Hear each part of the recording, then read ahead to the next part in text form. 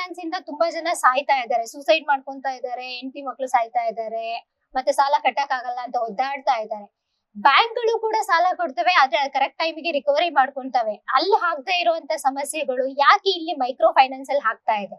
Micro finance ಯಾವ್ಯಾವ ತರದಲ್ಲಿ work ಆಗತ್ತೆ, ಆದ್ರೆ ಇಲ್ಲಿ ಮೈಕ್ರೋ ಫೈನಾನ್ಸ್ ಅಲ್ಲಿ ಕರೆಕ್ಟ್ ಆಗಿ ಕೆಲಸ ಮಾಡ್ತಾ ಇಲ್ವಾ? ಜನಗಳಿಗೆ ಅಷ್ಟು ಟಾರ್ಚರ್ ಕೊಡ್ತಾ ಇದ್ಯಾ? ಇಲ್ಲ ಮೈಕ್ರೋ ಫೈನಾನ್ಸ್ ಇಂದ ಏನೆಲ್ಲಾ ಸಮಸ್ಯೆಗಳು ಆಗ್ತಾ ಇದೆ, ಇದೆಲ್ಲದ್ರ ಬಗ್ಗೆ ಮಾತಾಡೋದಕ್ಕೆ ನನ್ ಜೊತೆ ಮೈಕ್ರೋ ಫೈನಾನ್ಸ್ ಎಕ್ಸ್ಪರ್ಟ್ ಆದಂತ ಡಾಕ್ಟರ್ ಜಯದೇವಪ್ಪ ಸರ್ ನನ್ ಜೊತೆ ಇದ್ದಾರೆ. ಬನ್ನಿ ಮಾತಾಡೋಣ.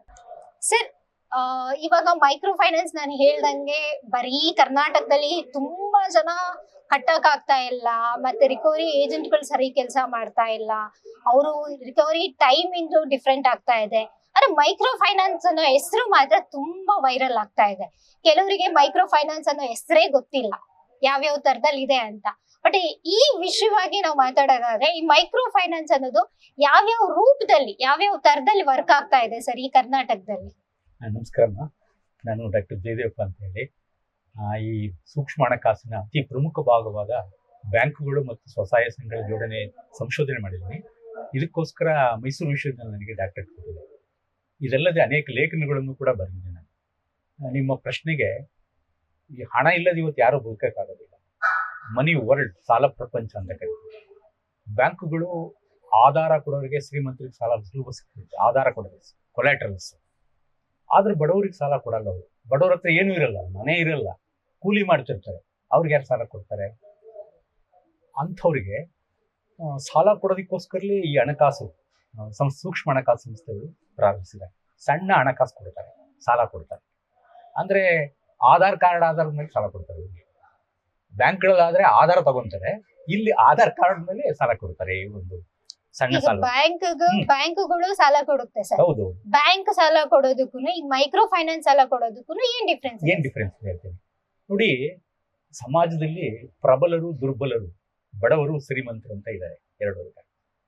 ಆಧಾರ ಬ್ಯಾಂಕ್ಗಳಿಗೋರು ಅವ್ರ ಹಲವಾರು ನಿಯಮಗಳನ್ನ, ಆಧಾರ ಕೇಳ್ತಾರೆ, ಹಲವಾರು ಮಾಹಿತಿಗಳನ್ನ ಕೇಳ್ತಾರೆ. ನೀನ್ ಯಾರು, ನಿನಗೆ ಮನೆ ಇದೆಯಾ, ಆಸ್ತಿ ಇದೆಯಾ, ಒಡವೆಗಳಿದೆಯಾ, ಏನಿದೆ, ಅಸೆಟ್ಸ್ ಏನಿದೆ ಅಂತ ಕೇಳ್ತಾರೆ, ಆಧಾರ ಕೇಳ್ತಾರೆ. ಅದು ಬಹಳಷ್ಟು ಕಾಲ ಹಿಡಿಯುತ್ತೆ ಸಾಲ ಕೊಡಕ್ಕೆ. ಸುಲಭವಾಗಿ ಸಾಲ ಸಿಗಲ್ಲ ಬಡವರಿಗೆ. ಈಗ ನನಗೆ ಅತ್ಯವಶ್ಯಕವಾಗಿ ಬಡವರಿಗೆ ಸಾಲ ಬೇಕು, ಏನೋ ಕಾಯಿಲೆ ಆಗ್ಬಿಡ್ತಾನೆ, ಕ್ಯಾನ್ಸರ್ ಆಗುತ್ತೆ, ಅಥವಾ ಇನ್ಯಾವುದೋ ಆಗುತ್ತೆ, ಹಾರ್ಟ್ ಅಟ್ಯಾಕ್ ಆಗುತ್ತೆ, ಇಮಿಡಿಯೇಟ್ ದುಡ್ಡು ಬೇಕು. ಅಲ್ಲಿ ಬ್ಯಾಂಕ್ ಹೋಗಿ ಕೇಳೋದಕ್ಕೆ ಸತ್ಯ ಹೋಗ್ಬಿಡ್ತಾನೆ. ಹಾಗಾಗಿ ಅವರು ಎಲ್ಲಿ ಹತ್ತಿರವಾಗಿ ಈ ಸಂಘಗಳಿಂದ, ಸ್ವಸಹಾಯ ಸಂಘಗಳಿಂದ ಸಿಗ್ತದೆ, ಮೆಂಬರ್ ಆಗಿರ್ತಾರೆ. ಅಥವಾ ಅವರಿಗೆ ಈಗ ಸುಮಾರು 3 ಲಕ್ಷದಿಂದ 5 ಲಕ್ಷದವರೆಗೆ 1922 RBI ಕಾಯ್ದೆ ಪ್ರಕಾರ 3 ಲಕ್ಷದಿಂದ 5 ಲಕ್ಷದವರೆಗೆ ಈ ಒಂದು ಸೂಕ್ಷ್ಮ ಹಣಕಾಸನ್ನು ಕೊಡ್ತಾರೆ ಸಂಸ್ಥೆಗಳು. ಹಾಗಾಗಿ ಆಧಾರರಹಿತ, ಆಧಾರ ಇಲ್ಲದೆ ಸಾಲ ಕೊಡತಕ್ಕಂಥ ವ್ಯವಸ್ಥೆ ಸುಲಭವಾಗಿ ಸಿಗುತ್ತೆ. ಒಂದು. ಎರಡನೇದೇನಪ್ಪಾ ಅಂತಂದ್ರೆ, ಬಹಳ ಹತ್ತಿರ ಡೋರ್ ಸರ್ವಿಸ್ ಕೊಡ್ತಾರೆ ಇವರು. ನೀವು ಬ್ಯಾಂಕಿಗೆ ಹಳ್ಳಿಯಿಂದ ಬಂದು ಬ್ಯಾಂಕಿಗೆ ಲೋನ್ ಕೊಡಿ ಅಂತ ಮ್ಯಾನೇಜರ್ನೇ ಮಾತಾಡ್ಸಲ್ಲ ಪಾಪ. ಅವರೆಲ್ಲ ವಿದ್ಯಾವಂತರಲ್ಲ. ಈ ಸಂಘ ಸದಸ್ಯರು ಪರಿಶಿಷ್ಟ ಜಾತಿ, ಪರಿಶಿಷ್ಟ ಪಂಗಡ, ದುರ್ಬಲ ವರ್ಗದವರು, ತುಳಿತಕ್ಕೊಳಗಾದವರು ಇದೆಲ್ಲ ಹೆಚ್ಚಾಗಿರ್ತಾರೆ. ಎಲ್ಲದಕ್ಕಿಂತ ಹೆಚ್ಚಿನದಾಗಿ ನಿರುದ್ಯೋಗಿಗಳಿದ್ದಾರೆ ಹಳ್ಳಿಗಳಲ್ಲಿ. ಅವರು ಕೂಡ ಏನು ಉದ್ಯೋಗಗಳನ್ನು ಮಾಡಕ್ ಆಗ್ತಾ ಇಲ್ಲ, ಬಡತನ ಇದೆ.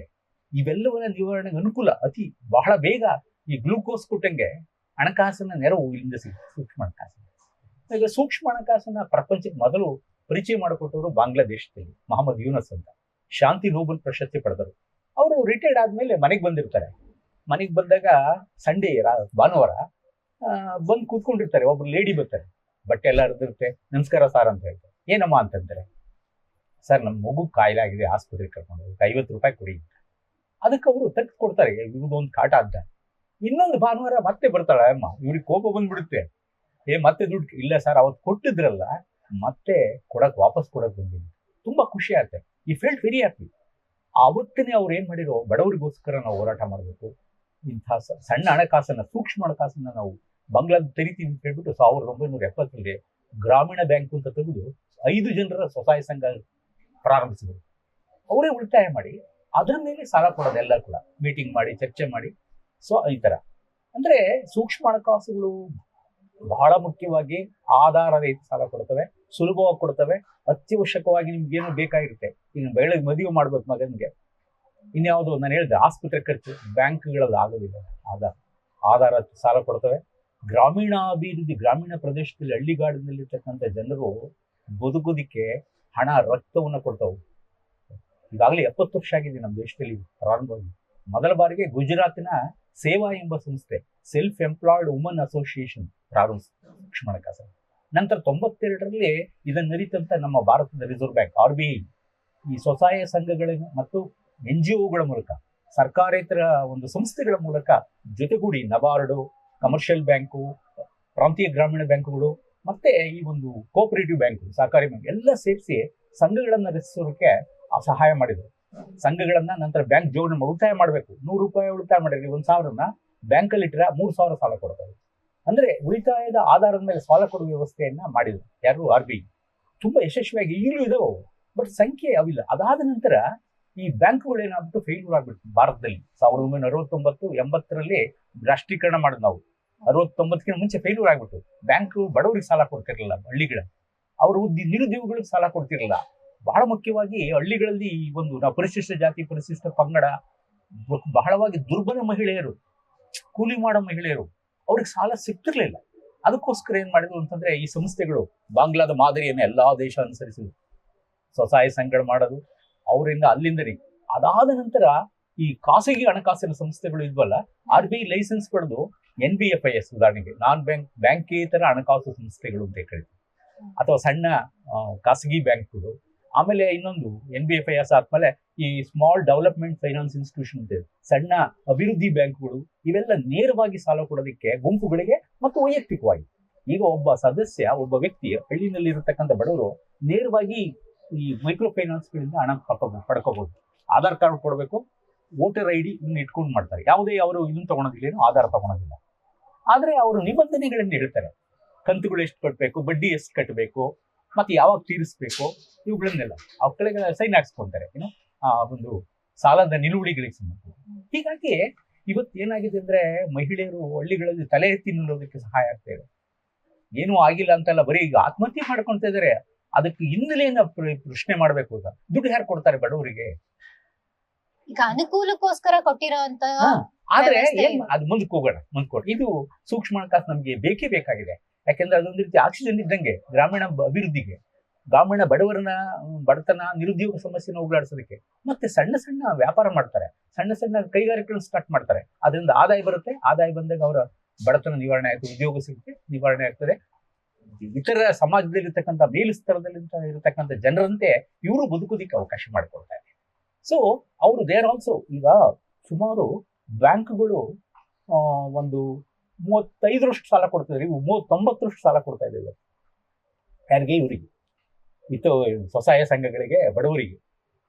ಈಗ ಸಂಘಗಳಲ್ಲಿ 2 ರೀತಿ ಇರ್ತದೆ. ಒಂದು ಬ್ಯಾಂಕ್ ನಿರ್ಮಿತವಾದ ಸಂಘಗಳಿವೆ. ನಾನು ಹೇಳಿದ್ನಲ್ಲ, SHG ಬ್ಯಾಂಕ್ ಲಿಂಕೇಜ್ ಇರ್ತಕ್ಕಂಥ, ಅವು ಸಕ್ಸಸ್ ಆಗಿರೋದು. ಅವುಗಳು ಯಾರು ಅಲ್ಲಿ ಆತ್ಮಹತ್ಯೆ ಆಗಿಲ್ಲ. ನೀವು ಪ್ರಶ್ನೆ ಕೇಳಿದ್ರಿ, ಇಲ್ಲೇ ಯಾಕೆ ಆತ್ಮಹತ್ಯೆ ಮಾಡ್ಕೊಳ್ತಾ ಇದ್ದಾರೆ ಅಂತ. ಇಲ್ಲಿ ಈ ಬ್ಯಾಂಕ್ಗಳು ಆಧಾರ ಇರೋದ, ಆದ್ರೆ ನಿಯಮಾವಳಿಗಳನ್ನ ಪಾಲಿಸ್ತವೆ. ಹೆಚ್ಚು ಇಂಟ್ರೆಸ್ಟ್ ರೇ ಆಗ್ತವೆ ಬ್ಯಾಂಕ್ಗಳು. ಸಾಧಾರಣವಾಗಿ 3 ತಿಂಗಳಿಗೆ, 1 ವರ್ಷದಿಂದ 36 ತಿಂಗಳ ಒಳಗೆ ಸಾಲ ಕೊಡ್ತಾರೆ. 25ರಿಂದ 30 ಇರುತ್ತೆ ಸಾಮಾನ್ಯವಾಗಿ. ಆದ್ರೆ ಬಡ್ಡಿ, ಚಕ್ರ ಬಡ್ಡಿ ಬೆಳೆದು ಅದು 100-200 ಹೋಗಿದೆ ಕೆಲವು ಕಡೆ. ಈಗ ಮೊನ್ನೆ ಒಂದು ವಿಷಯ ಬಂತು ಸರ್, ಓಡಾಡ್ತಾ ಇರೋ ಪ್ರಕಾರ. ಇವಾಗ ಏನಂದ್ರೆ 5 ಲಕ್ಷ ಸಾಲ ತಗೊಂಡಿದ್ದಾನೆ, 20 ಲಕ್ಷ ಬಡ್ಡಿ ಬಂದಿದೆ. ಇದು ಹೇಗ್ ಸಾಧ್ಯ ಸರ್? ಇದು ನೀವು ಒಳ್ಳೆ ಕ್ವಶನ್ ಕೇಳಿದ್ರ. ಮೊನ್ನೆ ಒಂದು ಸ್ಪಂದನ, ಆಂಧ್ರ ಪ್ರದೇಶದಲ್ಲಿ ಕೂಡ ತಳಮಳ ಕ್ರೈಸಿಸ್ ಉಂಟಾಗಿದೆ. ಆಂಧ್ರ ಪ್ರದೇಶದಲ್ಲಿ ಸ್ಪಂದನ ಅಂತ ಇದೆ, ಅಲ್ಲಿ SKS ಫೈನಾನ್ಸ್ ಅಂತ ಮಾಡ್ತಾರೆ. ಅದು ಕೂಡ NBS ಕಂಪನಿ, ನಾನ್ ಬ್ಯಾಂಕ್ ಫೈನಾನ್ಷಿಯಲ್ ಇಂಟರ್ಮೀಡಿಯರಿ. ಅಲ್ಲೇನಾಗಿದೆ, 2 ಲಕ್ಷ ಸಾಲಕ್ಕೆ ಅವ್ರು ಏನ್ ಮಾಡ್ತಾರೆ ಅಂದ್ರೆ, ಇದು ಫೈನಾನ್ಸ್ ಕಂಪನಿಗಳು ಬಡ್ಡಿನ ಮೊದಲೇ ಮುರ್ಕೊಂಡ್ಬಿಡ್ತಾರೆ. 2 ಲಕ್ಷಕ್ಕೆ 75,000 ಅಂತ ಅಂದ್ರೆ ಬಡ್ಡಿ ಅಂತಂದ್ರೆ ಅದನ್ನ ಎಷ್ಟು ಅಂತ ಆಮೇಲೆ ಕೊಡ್ತಾರೆ. ಕೊಟ್ಟಾದ್ಮೇಲೆ ತೀರ್ಸೋದು ಪೂರ್ತಿ 2 ಲಕ್ಷಕ್ಕೆ ತೀರಿಸ್ಬೇಕು. ನೀವು ಹೇಳಿರಲ್ಲ 5 ಲಕ್ಷ ಹೆಂಗಾಗುತ್ತೆ ಅಂತ, ಮಲ್ಟಿಪಲ್ ಆಗಿದೆ ಈ ತರ. ಅಲ್ಲ ಸರ್, ಈಗ ಬ್ಯಾಂಕ್ಗಳು ಬಡ್ಡಿ ಕೊಡುತ್ತೆ, ಬ್ಯಾಂಕ್ಗಳು ರಿಕವರಿ ಮಾಡ್ತಾರೆ. ಈಗ ಹೋಮ್ ಲೋನ್ ತಗೊಂತಾರೆ, ಕಾರ್ ಲೋನ್ ತಗೊಂತಾರೆ, ಅವ್ರಿಗೆ ಅರ್ನಿಂಗ್ಸ್ ಇರುತ್ತೆ, ಮಂತ್ಲಿ ಕಟ್ತಾ ಇರ್ತಾರೆ. ಸರಿ ಸರ್, ಇವಾಗ ಈ ಸ್ಮಾಲ್, ಈಗ ನಾವ್ ಹೇಳ್ದಂಗೆ ಸ್ಮಾಲ್ ರಿಕ್ವೈರ್ಮೆಂಟ್ಸ್ ಇರುತ್ತೆ, ಅದಕ್ಕೋಸ್ಕರ ನಾವು ಸಾಲ ತಗೊಂತೀವಿ. ಅದು ಏನಂದ್ರೆ ಈಗ ವಿತೌಟ್ ಪ್ರೂಫ್, ನೀವು ಹೇಳ್ದಂಗೆ ಕೆಲವೊಂದು ಇಂಟೆನ್ಷನಲಿ ತಗೊಂಡಿರ್ತಾರೆ ಸಾಲ. ಈ ಸಾಲ ತಗೋಬೇಕಾದ್ರೆ 2 ಲಕ್ಷ ತಗೊಂಡಿದೀವಿ ಅಂತಾನೆ ಅನ್ಕೊಳ್ಳೋದು. ಈಗ ಒಂದ್ 10% ಆ ಪರ್ಸೆಂಟೇಜ್ ಇಲ್ದಂಗೆ ಈಗ 10 ಲಕ್ಷ ಆಯ್ತು ಬಡ್ಡಿ ಅಂದ್ರೆ, ಇದು ಯಾವ ತರ ಕ್ಯಾಲ್ಕುಲೇಷನ್ಸ್ ಮಾಡ್ತಾರೆ? ರೂಲ್ಸ್ ಅಂಡ್ ರೆಗ್ಯುಲೇಷನ್ಸ್ ಯಾವ ತರ ಇದೆ? RBI ಒಂದು ನಿರ್ದೇಶನದ ಪ್ರಕಾರ ನಿಯಂತ್ರಣ ನಿಯಮಗಳ ಪ್ರಕಾರ ಬಡ್ಡಿ ದರವನ್ನ ಹೆರಾಬಿರಿಯಾಗಿ ಮನಸ್ಸಿಗೆ ಬಂದಂಗೆ ಯಾವುದೇ ಸೂಕ್ಷ್ಮ ಹಣಕಾಸು ಸಂಸ್ಥೆಗಳು ನಿಲ್ಸಕ್ ಬರಲ್ಲ. ಮತ್ತೆ ಇನ್ನೊಂದೇನಾಗಿದೆ ಅಂದ್ರೆ ಇದೆಲ್ಲ ನಮ್ಮ ಈ ಸೂಕ್ಷ್ಮ ಹಣಕಾಸುಗಳು ಇವತ್ತು ಫೇಲ್ಯೂರ್ ಆಗಿ ಕೋವಿಡ್ ಮಹಾಮಾರಿ ಆಯಿತು 2019-20 ಇಡೀ ವಿಶ್ವದಲ್ಲಿ ಆರ್ಥಿಕ ಹಿಂಜರಿತ ಉಂಟಾಯಿತು. ನಿಮ್ಗೆ ಗೊತ್ತಿರ್ಬೋದು. ಎಷ್ಟೋ ಜನರು ಸ್ವಸಹಾಯ ಸಂಘಗಳಿಂದ ಸಾಲ ತಗೊಂಡರು, ಸೂಕ್ಷ್ಮ ಹಣಕಾಸಿಂದ ಕಟ್ಟಕ್ಕಾಗದಲ್ಲೇನೆ ಊರ್ ಬಿಟ್ಟು ಹೋಗಿದ್ದಾರೆ. ಅವಾಗಲೇ ಬೆಂಗಳೂರಿನಲ್ಲಿ ಬೀದಿ ವ್ಯಾಪಾರಿಗಳು, ಅನೇಕ ಕಾರ್ಮಿಕರು ಊರ್ ಬಿಟ್ಟು ಊರಿಗೆ ಸೇರ್ಕೊಂಡ್ರು ಅವಾಗ. ಯಾಕೆಂದ್ರೆ ಮನೆ ಬಾಡಿಗೆ ಕಟ್ಟಕ್ ಆಗ್ತಿರ್ಲಿಲ್ಲ ಅವಾಗ, ತಗೊಂಡು ಸಾಲನು ಕಟ್ಟಕ್ಕಾಗಲ್ಲ ಅಂತ ಹೇಳಿ. ಇದನ್ನ ಯಾಕೆ ಹೇಳ್ತೀನಿ ಅಂದ್ರೆ, ಈ ಸೂಕ್ಷ್ಮ ಹಣಕಾಸು ಸಂಸ್ಥೆಗಳು ತಮ್ಮದೇ ಸಿಬ್ಬಂದಿನ ಇಟ್ಕೊಂಡರು, ಎಂಪ್ಲಾಯೀಸ್ನ ತಮ್ಮದೇ ವೆಹಿಕಲ್ಸ್ ಇಟ್ಕೊಂತಾರೆ. ಆಮೇಲೆ ಅವರು ಈ ಪ್ರೈಸ್ ಹಾಕ್ತಾರೆ, ಏನು ಪ್ರೊಸೆಸಿಂಗ್ ಚಾರ್ಜ್ ಹಾಕ್ತಾರೆ. ಆಮೇಲೆ NPAಗಳು, ನಾನ್ ಪರ್ಫಾರ್ಮಿಂಗ್ ಅಸೆಟ್ ಅಂತ ಕನ್ನಡದಲ್ಲಿ, ಸಾಲಗಳನ್ನ ಪ್ರಾರಂಭದಿಂದಲೂ ಕಟ್ಟಲ್ಲ, ಕಂತುಗಳನ್ನು ಕಟ್ಟಲ್ಲ, ಒಂದು ಕಂತುಗಳು ಕಟ್ಟಲ್ಲ, 90 ದಿನಗಳವರೆಗೆ ಒಂದ್ 2-3-6 ಕಂತುಗಳು ಕಟ್ಟಬೇಕು. ಆದ್ರೆ ಇಲ್ಲಿ ಆಗಲ್ಲ. ಅದೇನಾಗಿದೆ, ಇದ್ರ ಅಸೆಟ್ ಇದು ಜಾಸ್ತಿ ಆಗ್ತಾ ಇದೆ. ಈ ಸೂಕ್ಷ್ಮ ಹಣಕಾಸುಗಳು ಸಾಲ ತೀರಿಸ್ತಲೇ ಅದರ ಗಾತ್ರ, ಋಣಭಾರ ಜಾಸ್ತಿ ಎಷ್ಟಾಗಿದೆ ಅಂತಂದ್ರೆ ನೋಡ್ರಿ, ಸರ್ಕಾರಿ ಬ್ಯಾಂಕ್ಗಳದು 10-7 ಕಡಿಮೆ ಆಗಿದೆ 24ರ ಅಂಕಿಅಂಶಗಳ ಪ್ರಕಾರ. ಇದು ಏನಾಗಿದೆ ಅಂದ್ರೆ 7-20 ಆಗಿದೆ. NPAಗಳು ಅಂದ್ರೆ ಋಣಭಾರ ಮತ್ತು ಸಾಲ ತೀರಿಸೋದ ಪ್ರಮಾಣ ಕಡಿಮೆ ಆಗಿದೆ. ಇದರಿಂದ ಏನ್ ಮಾಡ್ತಾರೆ, ಅವು ಮೊದ್ಲೇ ಅದು ಹಣಕಾಸಿನ ಕೊರತೆಯಿಂದ ಮುಗ್ಗಟ್ಟು ಎದುರಿಸ್ತಾ ಇದ್ವು. ನಮ್ಮ ಭಾರತದಲ್ಲಿ ಕೋವಿಡ್ ಆಯ್ತು, ಆರ್ಥಿಕ ಹಿಂಜರಿತ ಆಯ್ತು. ಇಂಥ ಸನ್ನಿವೇಶದಲ್ಲಿ ಎಲ್ಲ ಸೊರಗಿ ಹೋಗ್ಬಿಡುದು ಸೂಕ್ಷ್ಮ ಹಣಕಾಸು ಸಂಸ್ಥೆಗಳು. ಇದ್ದಕ್ಕಿದ್ದಂಗೆ ಇವು ಯಾವಾಗ ಮಾಡಿದ್ವೋ, ಇದ್ರ ಜೊತೆಲಿ ದೋಖಾ ಹಣಕಾಸಿನ ಸಂಸ್ಥೆಗಳು ನಮ್ಮಲ್ಲಿ ಇದಾವೆ. ಗ್ರಾಮಾಂತರ ಪ್ರದೇಶಗಳಲ್ಲಿ ಲೈಸೆನ್ಸ್ ಇಲ್ದಲೇ ಕೆಲವು ಲೇವಾದೇವಿ ತರ ವ್ಯವಹಾರ ಮಾಡೋರು. ಹಿಂದೆ 70% ಆಗ ₹100 ಕೊಟ್ಟು ಸಹ ಅದೇ ಶೋಷಣೆ ಮಾಡೋರು. ಆ ತರದ ಸಂಸ್ಥೆಗಳು ಇದಾವೆ, ಈಗ ವರ್ಕ್ ಮಾಡ್ತೇವೆ ಜೊತೆಗೆ ಗುಡುಗಿ. ಅದನ್ನ black and white micro finance ಅಂತ ಕರಿತೀವಿ ನಾವು. ಅವುಗಳನ್ನ ಪತ್ತೆ ಹಚ್ಚಲು ಯಾರು ಮಾಡ್ತಾ ಇಲ್ಲ ಅದನ್ನ. ಹಾಗಾಗಿ ಇವರು ಆದಷ್ಟು ಕೂಡ ಹೆಚ್ಚು ಲಾಭ ಪಡೆಯೋದಕ್ಕೆ, ಲಾಭ ಅಂದ್ರೆ ನೀವು ನೋಡಿ, ಯಾರೇ ಲಾಭ ಇಲ್ಲದೆ ಯಾವುದೇ ಬ್ಯಾಂಕ್ಗಳು ನಿರ್ವಹಣೆ ಮಾಡೋಕ್ಕಾಗಲ್ಲ, ಹಣಕಾಸಿನ ಸಂಸ್ಥೆಗಳು ನಿರ್ವಹಣೆ ಮಾಡೋಕ್ಕಾಗಲ್ಲ. ಯಾಕೆ ಸಂಬಳ ಸಾರಿಗೆ ಕೊಡಬೇಕು ನೀವು, ಆಮೇಲೆ ತೆಗೆದುಕೊಂಡು ಸಾಲ ಕೊಡಬೇಕು ಕರೆಕ್ಟ್ ಆಗಿ. ಅದಾಗದೇ ಇದ್ರೆ ಈ ಎಲ್ಲ ಪ್ರಾಬ್ಲಮ್ ಇಂದಾಗಿ ಅವರು ಹೆಚ್ಚು ಹಣಕಾಸನ್ನು ಯಾಕೆ ಆಗ್ತಾರೆ ಅಂತಂದ್ರೆ, ಬಿಕಾಸ್ ಆಫ್ ದೇರ್ ಕಾಸ್ಟ್, ಅವರ ವೆಚ್ಚ ಜಾಸ್ತಿ ಆಗ್ತಾ ಇದೆ. ಇದನ್ನ ನಾವು ಗಮನದಲ್ಲಿ ಇಡಬೇಕು. Their costs are increasing day by day. ಅಂದ್ರೆ ನೀವ್ ಹೇಳೋದ್ರ ಪ್ರಕಾರ ಈಗ 10 ಲಕ್ಷ ಈಗ ಅವ್ರು ಚಾರ್ಜ್ ಮಾಡ್ತಾ ಇರುವಂತ ಇಂಟ್ರೆಸ್ಟ್ ಅಂತ ಏನ್ ಜನಗಳು ಹೇಳ್ತಿದ್ದಾರೆ, ಅದು ಇಂಟ್ರೆಸ್ಟ್ ಅಷ್ಟೇ ಅಲ್ಲ, ಅದ್ರಲ್ಲಿ ಬ್ಯಾಂಕ್ಗಳು ಸ್ವಸಹಾಯ ಸಂಘಗಳಿಗೆ ಏನು ಚಾರ್ಜಸ್ ಅಂತ ಹಾಕ್ತಿದ್ದಾರೆ ಅದೆಲ್ಲ ಇರುತ್ತೆ. ಇಂಟ್ರೆಸ್ಟ್ ಗೆ ಇಂಟ್ರೆಸ್ಟ್ ಮೀಟರ್ ಬಡ್ಡಿಯಾಗಿ, ಚಕ್ರ ಬಡ್ಡಿಯಾಗಿ, ಅದ್ರ ಜೊತೆಗೆ ಚಾರ್ಜಸ್ ಹೌದು. ಆಮೇಲೆ GST ಕಟ್ತಾರೆ, ಅದು ಕಟ್ಬೇಕದು, GST ಬರುತ್ತೆ ಅದ್ರಲ್ಲಿ. ಪ್ಲಸ್ ಇಷ್ಟೆಲ್ಲ ಆದಾಗ ಚಾರ್ಜ್ ಜಾಸ್ತಿ ಆಗುತ್ತೆ. ಆ ದೋಖಾ ಹಣಕಾಸು ಸಂಸ್ಥೆಗಳು ಏನ್ ಮಾಡ್ತಾರೆ ಅಂದ್ರೆ, ಇವ್ರು 25-30 ಅವ್ರು 60 ಹಾಕ್ಬಿಡ್ತಾರೆ, ಗೊತ್ತಾಗಲ್ಲ. ದೇವಾದೇವಿ ಮಾಡೋರಿದ್ರು ನೋಡಿ ಹಿಂದೆ ಬ್ಯಾಂಕ್ಗಳಿಗೆ ಮುಂಚೆ, ಆತರ ಈ ಏನು ಸುಳ್ಳು, ಅದು ಲೈಸೆನ್ಸ್ ಇರಲ್ಲ ಅವಕ್ಕೆ, ಆದ್ರೂ ನಾವು ಮೈಕ್ರೋ ಫೈನಾನ್ಸ್ ಹೇಳಿ ದುಡ್ಡು ಕೊಡ್ತೇವೆ, ಬ್ಯಾಗ್ ಹಿಡ್ಕೊಂಡು ಹೋಗಿ ಮನೆ ಬಾಗಿಲಿಗೆ ಸಾಲ ಕೊಡ್ತಾರೆ. ಅಂತಹ ದೋಖಾ ಸಂಸ್ಥೆಗಳಿಂದ ಇವತ್ತು ಈ ತರ ಕೆಟ್ಟ ಪ್ರಸಂಗಗಳು ಉಂಟಾಗ್ತಾ ಇದೆ. ಈಗ ಸರ್, ರಿಕವರಿ ಏಜೆಂಟ್ಗಳು ಹೋಗಿ ಟಾರ್ಚರ್ ಕೊಡ್ತಾ ಇರೋದು ಜನರಿಗೆ ಹೇಗಾಗ್ತಿದೆ ಅಂತ ಅಂದ್ರೆ, ಅವರು ಈಗ ಹಳ್ಳಿ ಜನ ಅಂದ್ಮೇಲೆ ಅವಮಾನ ಮತ್ತೆ ಮಾನ ಮರ್ಯಾದೆ ಅನ್ನೋದು ತುಂಬಾ ಇರುತ್ತೆ. ಸೊ ಇದ್ರಲ್ಲಿ ಅವ್ರೇನ್ ಮಾಡ್ತಾರೆ, ಅವ್ರ ಮನೆ ಹತ್ರ ಬಂದ್ ಕೇಳಿದ್ರೆ ಇವ್ರ ಮನೆ ತಡಿಯಕ್ ಆಗಲ್ಲ, ಫ್ರಸ್ಟ್ರೇಷನ್ ತಡಿಯೋದಕ್ ಆಗಲ್ಲ, ಸೂಸೈಡ್ ಗಳಿಗೆ ಹೋಗ್ತಾ ಇರ್ತಾರೆ. ಸೊ ಇದೆಲ್ಲದನ್ನು ರಿಡ್ಯೂಸ್ ಮಾಡೋದಕ್ಕೆ ಆಗ್ಲಿ, ಅಥವಾ ಅವ್ರು ಯಾವ ತರ ಎಚ್ಚರಿಕೆ ವಹಿಸ್ಬೇಕು ಅನ್ನೋದು ನೀವ್ ಹೇಳೋದಾದ್ರೆ ಹೇಗೆ ಹೇಳ್ತೀವಿ? ಜನಗಳು ನಾವೇ ಸೇಫ್ ಆಗಿರ್ಬೇಕು. ಈಗ ನಾವೇ ಹೋಗಿ ತಗೊಳ್ಳೋಂತ ಸಾಲ ನಮಗೆ ನಮ್ ಪ್ರಾಣಕ್ಕೆ ಅಪಾಯ ಆಗ್ಬಾರ್ದು. ಸೊ ಇದ್ರಿಂದ ನಾವೇ ಸೇಫ್ ಆಗಿರ್ಬೇಕು ಅಂದ್ರೆ ಯಾವ್ಯಾವ ತರದಲ್ಲಿ ನಾವು ಸೇಫ್ ಆಗಿರ್ಬೇಕು? ಯಾಕೆಂದ್ರೆ ಸಾಲ ಕೊಡೋಕೆ ಅಂತ ಬಂದ್ಬಿಡ್ತಾರೆ, ಸಾಲ ಕೊಡ್ತಾರೆ, ಅವ್ರಿಗೇನಂದ್ರೆ ಅವ್ರ ತಲೆ ಮೇಲೆ ಟಾರ್ಗೆಟ್ ಇರುತ್ತೆ, ಅವ್ರು ಕೊಟ್ಟು ಹೋಗ್ಬಿಡ್ತಾರೆ. ಕೊಡ್ಬೇಕಾದ್ರೆ ಯಾವ್ದೇ ರಿಲೇಶನ್ಶಿಪ್ ಮ್ಯಾನೇಜರ್ ಕೂಡ ನೀವ್ ಈ ತರ ಕಟ್ಟಬೇಕು, ಈ ತರ ಕಟ್ಲಿಲ್ಲ ಅಂದ್ರೆ ಈ ತರ ಆಗುತ್ತೆ, ಈ ತರ ಪ್ರಾಬ್ಲಮ್ಸ್ ಗಳು ಬರುತ್ತೆ ಮುಂದಕ್ಕೆ. ಈಗ 90 ದಿನ ಆದ್ಮೇಲೆ MPA ಆಗತ್ತೆ ಅಂತ ಹೇಳ್ತೀರಾ, ಬಟ್ ಆದ್ರೆ ನೀವು 30 ಡೇಸ್ ಒಂದು ಕಂತು ಕಟ್ಲಿಲ್ಲ ಅಂತ ಅಂದ್ರೆ ಈ ತರ ಪ್ರಾಬ್ಲಮ್ ಆಗತ್ತೆ ಅಂತ ಗೈಡ್ ಲೈನ್ಸ್ ನ ಮೈಕ್ರೋ ಫೈನಾನ್ಸ್ ಕಡೆಯಿಂದ ಕೊಡ್ಬೇಕಾಗತ್ತೆ ಜನಗಳಿಗೆ. ಆದ್ರೆ ಅವ್ರು ಕೊಡ್ತಾ ಇಲ್ಲ. ಕೊಡೋದೇನಿದೆ ಅಂತಂದ್ರೆ, ಈಗ RBI ರೂಲ್ಸ್ ಹೇಳುತ್ತೆ. RBI ರೂಲ್ಸ್ ಏನ್ ಹೇಳುತ್ತೆ, ಈಗ ನೀವು terms and condition RBI guide lines ಪ್ರಕಾರ ಏನೇ ಹೇಳಿದ್ರು ಆದ್ರೂನು ಒಂದು ರಿಲೇಶನ್ಶಿಪ್ ಮ್ಯಾನೇಜರ್ ಅಂತ ಒಬ್ರಿಗೆ ಈಗ ಓಕೆ ಈಗ ಲೋನ್ ಡಿಸ್ಪರ್ಸ್ಮೆಂಟ್ ಮಾಡೋ ಅಂತವ್ರಿಗೆ ಈಗ ಲೋನ್ ಕೊಡೋ ಅಂತವ್ರೆ ಒಬ್ಬ ವ್ಯಕ್ತಿ ಯಾರನ್ನ ಅಪಾಯಿಂಟ್ ಮಾಡಿರ್ತಾರೆ ಮೈಕ್ರೋ ಫೈನಾನ್ಸ್ ಕಡೆಯಿಂದ ಅವರು ಆ ವ್ಯಕ್ತಿಗೆ ಸಂಪೂರ್ಣವಾಗಿ ಡೀಟೇಲ್ಸ್ ಕೊಡ್ಬೇಕಾಗತ್ತೆ. ಇಲ್ಲ ಸರ್, ಕೆಲವರಿಗೆ ಕೊಟ್ಟಿರಲ್ಲ, ಕೊಟ್ಟಿದ್ರು ಅವ್ರಿಗೆ ಅದನ್ನ ಕಂಪ್ಲೀಟ್ ಆಗಿ ಅರ್ಥ ಮಾಡ್ಕೊಳಕ್ಕೂ ಆಗಿರಲ್ಲ. ಇಲ್ಲಿ ಒಂದು ಪಾಯಿಂಟ್ ಹೇಳ್ತೀನಿ ನಾನು ನಿಮ್ಗೆ. ಯಾರು ಈಗ ಸೂಕ್ಷ್ಮ ಹಣಕಾಸು ಸಂಸ್ಥೆಗಳಿಂದ ಫಲಾನುಭವಿಗಳಿದ್ದಾರೆ, ದುಡ್ಡು ತಗೊಂತ ಇದಾರೆ, ಅವರೆಲ್ಲ 100ಕ್ಕೆ 90% ಅವಿದ್ಯಾವಂತರು. ಹೌದು, ಬರೆಯಕ್ಕೂ ಓದಕ್ ಬರಲ್ಲ, ಸೈನ್ ಒಂದು ಮಾಡಕ್ ಬರುತ್ತೆ. ಇದು ದುರುಪಯೋಗ ಆಗ್ತಿದೆ. ಹಣದ ಜ್ಞಾನ, ವ್ಯವಹಾರದ ಜ್ಞಾನ ಇಲ್ಲ. ಸಾಲ ತಕ್ಷಣ ದುಡ್ಡು ಬಂದ್ಬಿಡ್ತಂತ ತಗೊಂಡು ಸಂತೋಷದಿಂದ ಆಮೇಲೆ ಯಾವ್ದು ಕಾರ ಇಲ್ಲೊಂದು ಪಾಯಿಂಟ್ ಹೇಳ್ತೀನಿ ಮೇಡಮ್. ಮೊನ್ನೆ ಒಂದು ಇದರಲ್ಲೇ ಇಲ್ಲಿ ಮೈಸೂರು ಜಿಲ್ಲೆನೆ ಈಗ 2 ಲಕ್ಷ ಸ್ಯಾಂಕ್ಷನ್ ಮಾಡಿದ್ದಾರೆ ಕುರಿ ಲೋನ್ ಅಂತಲ್ಲ ಅಥವಾ ಹಂದಿ ಸಾಕಾಣಿಕೆ ಅಂತ. ಆ ಮಗ ಬೈಕ್ ತಗೊಳಕ್ ತಗೊಂಡೋಗ್ಬಿಡ. ಆಗೇನಾಗುತ್ತೆ, ಉತ್ಪಾದನಾ ಸಾಲ ಅವ್ನು ತಂದು 2 ಲಕ್ಷ ಕಂತು ಕಟ್ಟಲ್ಲ. ಅವನು ಅವ್ರ ತಾಯಿ ಬೆಗ್ ಮಾಡ್ತಾರೆ, ಬೇಡ ಕಣಪ್ಪ ಬ್ಯಾಗ್ ಆಮೇಲೆ ತಗೊಳೋಣ ಅಂತ. ಇದು ಅಜ್ಞಾನದಿಂದ, ಅನಕ್ಷರತೆ. ಮಹಿಳೆಯರು ಪಾಪ ಅವರು ಬಹಳ ಬುದ್ಧಿವಂತರು ಇರ್ತಾರೆ. ಇದನ್ನ ಯಾರು ಆ ಒಂದು ಮೈಕ್ರೋ ಹಣಕಾಸು ಸಂಸ್ಥೆಗಳು ತರಬೇತಿ ಕೊಡ್ಬೇಕು, ಕರೆಕ್ಟ್ ಆಗಿ ಉತ್ಪಾದನೆ ಬಳಸ ಸೂಪರ್ವೈಸ್ ಮಾಡ್ಬೇಕು. ಈಗ ಕುರಿ ಸಾಲ ಅಂತ ಕೊಟ್ಟಿರ್ತಾರೆ, ಅವ್ನು ಬೈಕ್ ತಗೊಂಡ್ಬಿಟ್ರೆ, ಈಗ ಇನ್ನು ಅನುಭೋಗಿ ಯಾವುದೋ ಒಂದು ಎಜುಕೇಶನ್ ಲೋನ್ ತಗೊಂಡಿರ್ತಾರೆ, ರೆಫ್ರಿಜಿರೇಟ್ ತಂದು ಮನೇಲಿ ಇಟ್ಬಿಡ್ತಾರೆ. ನಮಗೆ ಬೇಸಿಕ್ ನೀಡ್ಸ್ ಅನ್ನ ಫುಲ್ಫಿಲ್ ಮಾಡೋದಕ್ಕೆ ಕೂಡ ಕನ್ಸ್ಯೂಮರ್ ಲೋನ್ ಅಂತ ಕೊಡ್ತೇವೆ. ಈಗ ಮನೆ ಚೆನ್ನಾಗಿ ಇಟ್ಕೋಬೇಕು, ಮನೆ ಆರೋಗ್ಯ, ಮನೆ ಕ್ಲೀನ್ ಆಗಿರ್ಬೇಕು, ಮಕ್ಳ ವಿದ್ಯಾಭ್ಯಾಸ ಫೀಸ್ ಕಟ್ಟಬೇಕು, ಇವುಗಳಿಗೆಲ್ಲ ಬಳಸ್ಕೋಬಹುದು. ಅದು ಲೈಫ್ ಇಂಡೆಕ್ಸ್ ಜಾಸ್ತಿ, ಅವರ ಜೀವನ ಮಟ್ಟ ಸುಧಾರಣೆ ಆಗುತ್ತೆ. ಇದಲ್ಲದೆ ಈಗ ಕೃಷಿ ಸಹಕ್ಷೇತ್ರಗಳಿದೆ. ಈಗ ಪಶುಸಂಗೋಪನೆ, ಹೈನುಗಾರಿಕೆ, ಮೀನು ಸಾಕಣೆ, ಕುರಿ, ಹಂದಿ ಸಾಕಣೆ, ಇವುಗಳು ಮಾಡೋದ್ರಿಂದ ಯಾವತ್ತೂ ನಷ್ಟ ಆಗಲ್ಲ. ಅದಕ್ಕೆ ತೊಡಗಿಸ್ಬೇಕು. ಇದನ್ನ ಸೂಕ್ಷ್ಮ ಹಣಕಾಸು ಸಂಸ್ಥೆಗಳು ಫಾಲೋ ಅಪ್ ಮಾಡಬೇಕು, ರೆಗ್ಯುಲರ್ ಪಾಲಿಸಿ ನೋಡ್ ಅದಕ್ಕೆ ಬಳಸಿದ್ರೆ ಇಲ್ವಾ ಅನ್ನೋದು. ಬ್ಯಾಂಕ್ಗಳು ಕೂಡ ಮಾಡ್ತಾ ಇಲ್ಲ. ಸರ್ಕಾರಿ ಬ್ಯಾಂಕ್ಗಳು ಸಾಲ ಕೊಟ್ಟು ಕೈ ಚೆಲ್ಕೊಂಡ್ಬಿಡ್ತಾರೆ. ಆಮೇಲೆ ಅವನ ಸುಸ್ತಿ ಬಂದಾಗ ಇಟ್ಟಾಗ ಅಲ್ಲಿ ಹೋಗಿ ಅವನ ಮನೆಗೆ ಬಡ್ಡಿ ಬೆಳೆದು ಋಣಭಾರ ಹೆಚ್ಚಾಗಿ ಅವನ ಮೇಲೆ ಹೋಗ್ತಾರೆ. ಆಮೇಲೆ ಇನ್ನೊಂದೇನಂದ್ರೆ, ನಮ್ಮ ದೇಶದಲ್ಲಿ ಜನರು, ಭಾರತೀಯರು, ನಾವು ಸಾಂಸ್ಕೃತಿಕವಾಗಿ ಬಹಳ ಶ್ರೀಮಂತರು. ಸಮಾಜದ ಗೌರವ, ಸ್ಥಾನಮಾನಕ್ಕೆ ನಾವು ಹೆಚ್ಚು ಬೆಲೆ ಕೊಡ್ತೀವಿ. ಬೇರೆ ದೇಶದಲ್ಲಿ ನಾವು ಏನಾರು ಮಾಡ್ಕೊಂಡಿರ್ತಾರೆ. ಇವರು ನಮ್ಮ ಜನಸಾಮಾನ್ಯರು, ಬಡವರು ಮರ್ಯಾದೆ ಹಂಚ್ತಾರೆ. ಅದಕ್ಕೋಸ್ಕರ ಇವ್ರನ್ನ ಈಗ ಯಾವಾಗ ಬೇಕಾದ್ರೆ ಅವಾಗ ರಾತ್ರಿ ಬಂದು ಈಗ ನೋಡಿದ್ರೆ ನಮ್ಮ ಕರ್ನಾಟಕದಲ್ಲಿ 100 ಜನರು ಆತ್ಮಾಹುತಿ ಮಾಡ್ಕೊಂಡಾರೆ. ಹೋಗಿ ರಾತ್ರಿ ಸಾಲ ಕೊಡೋದು ಅಲ್ಲೇ ಕೂತ್ಕೊಂಡ್ಬಿಡೋದು.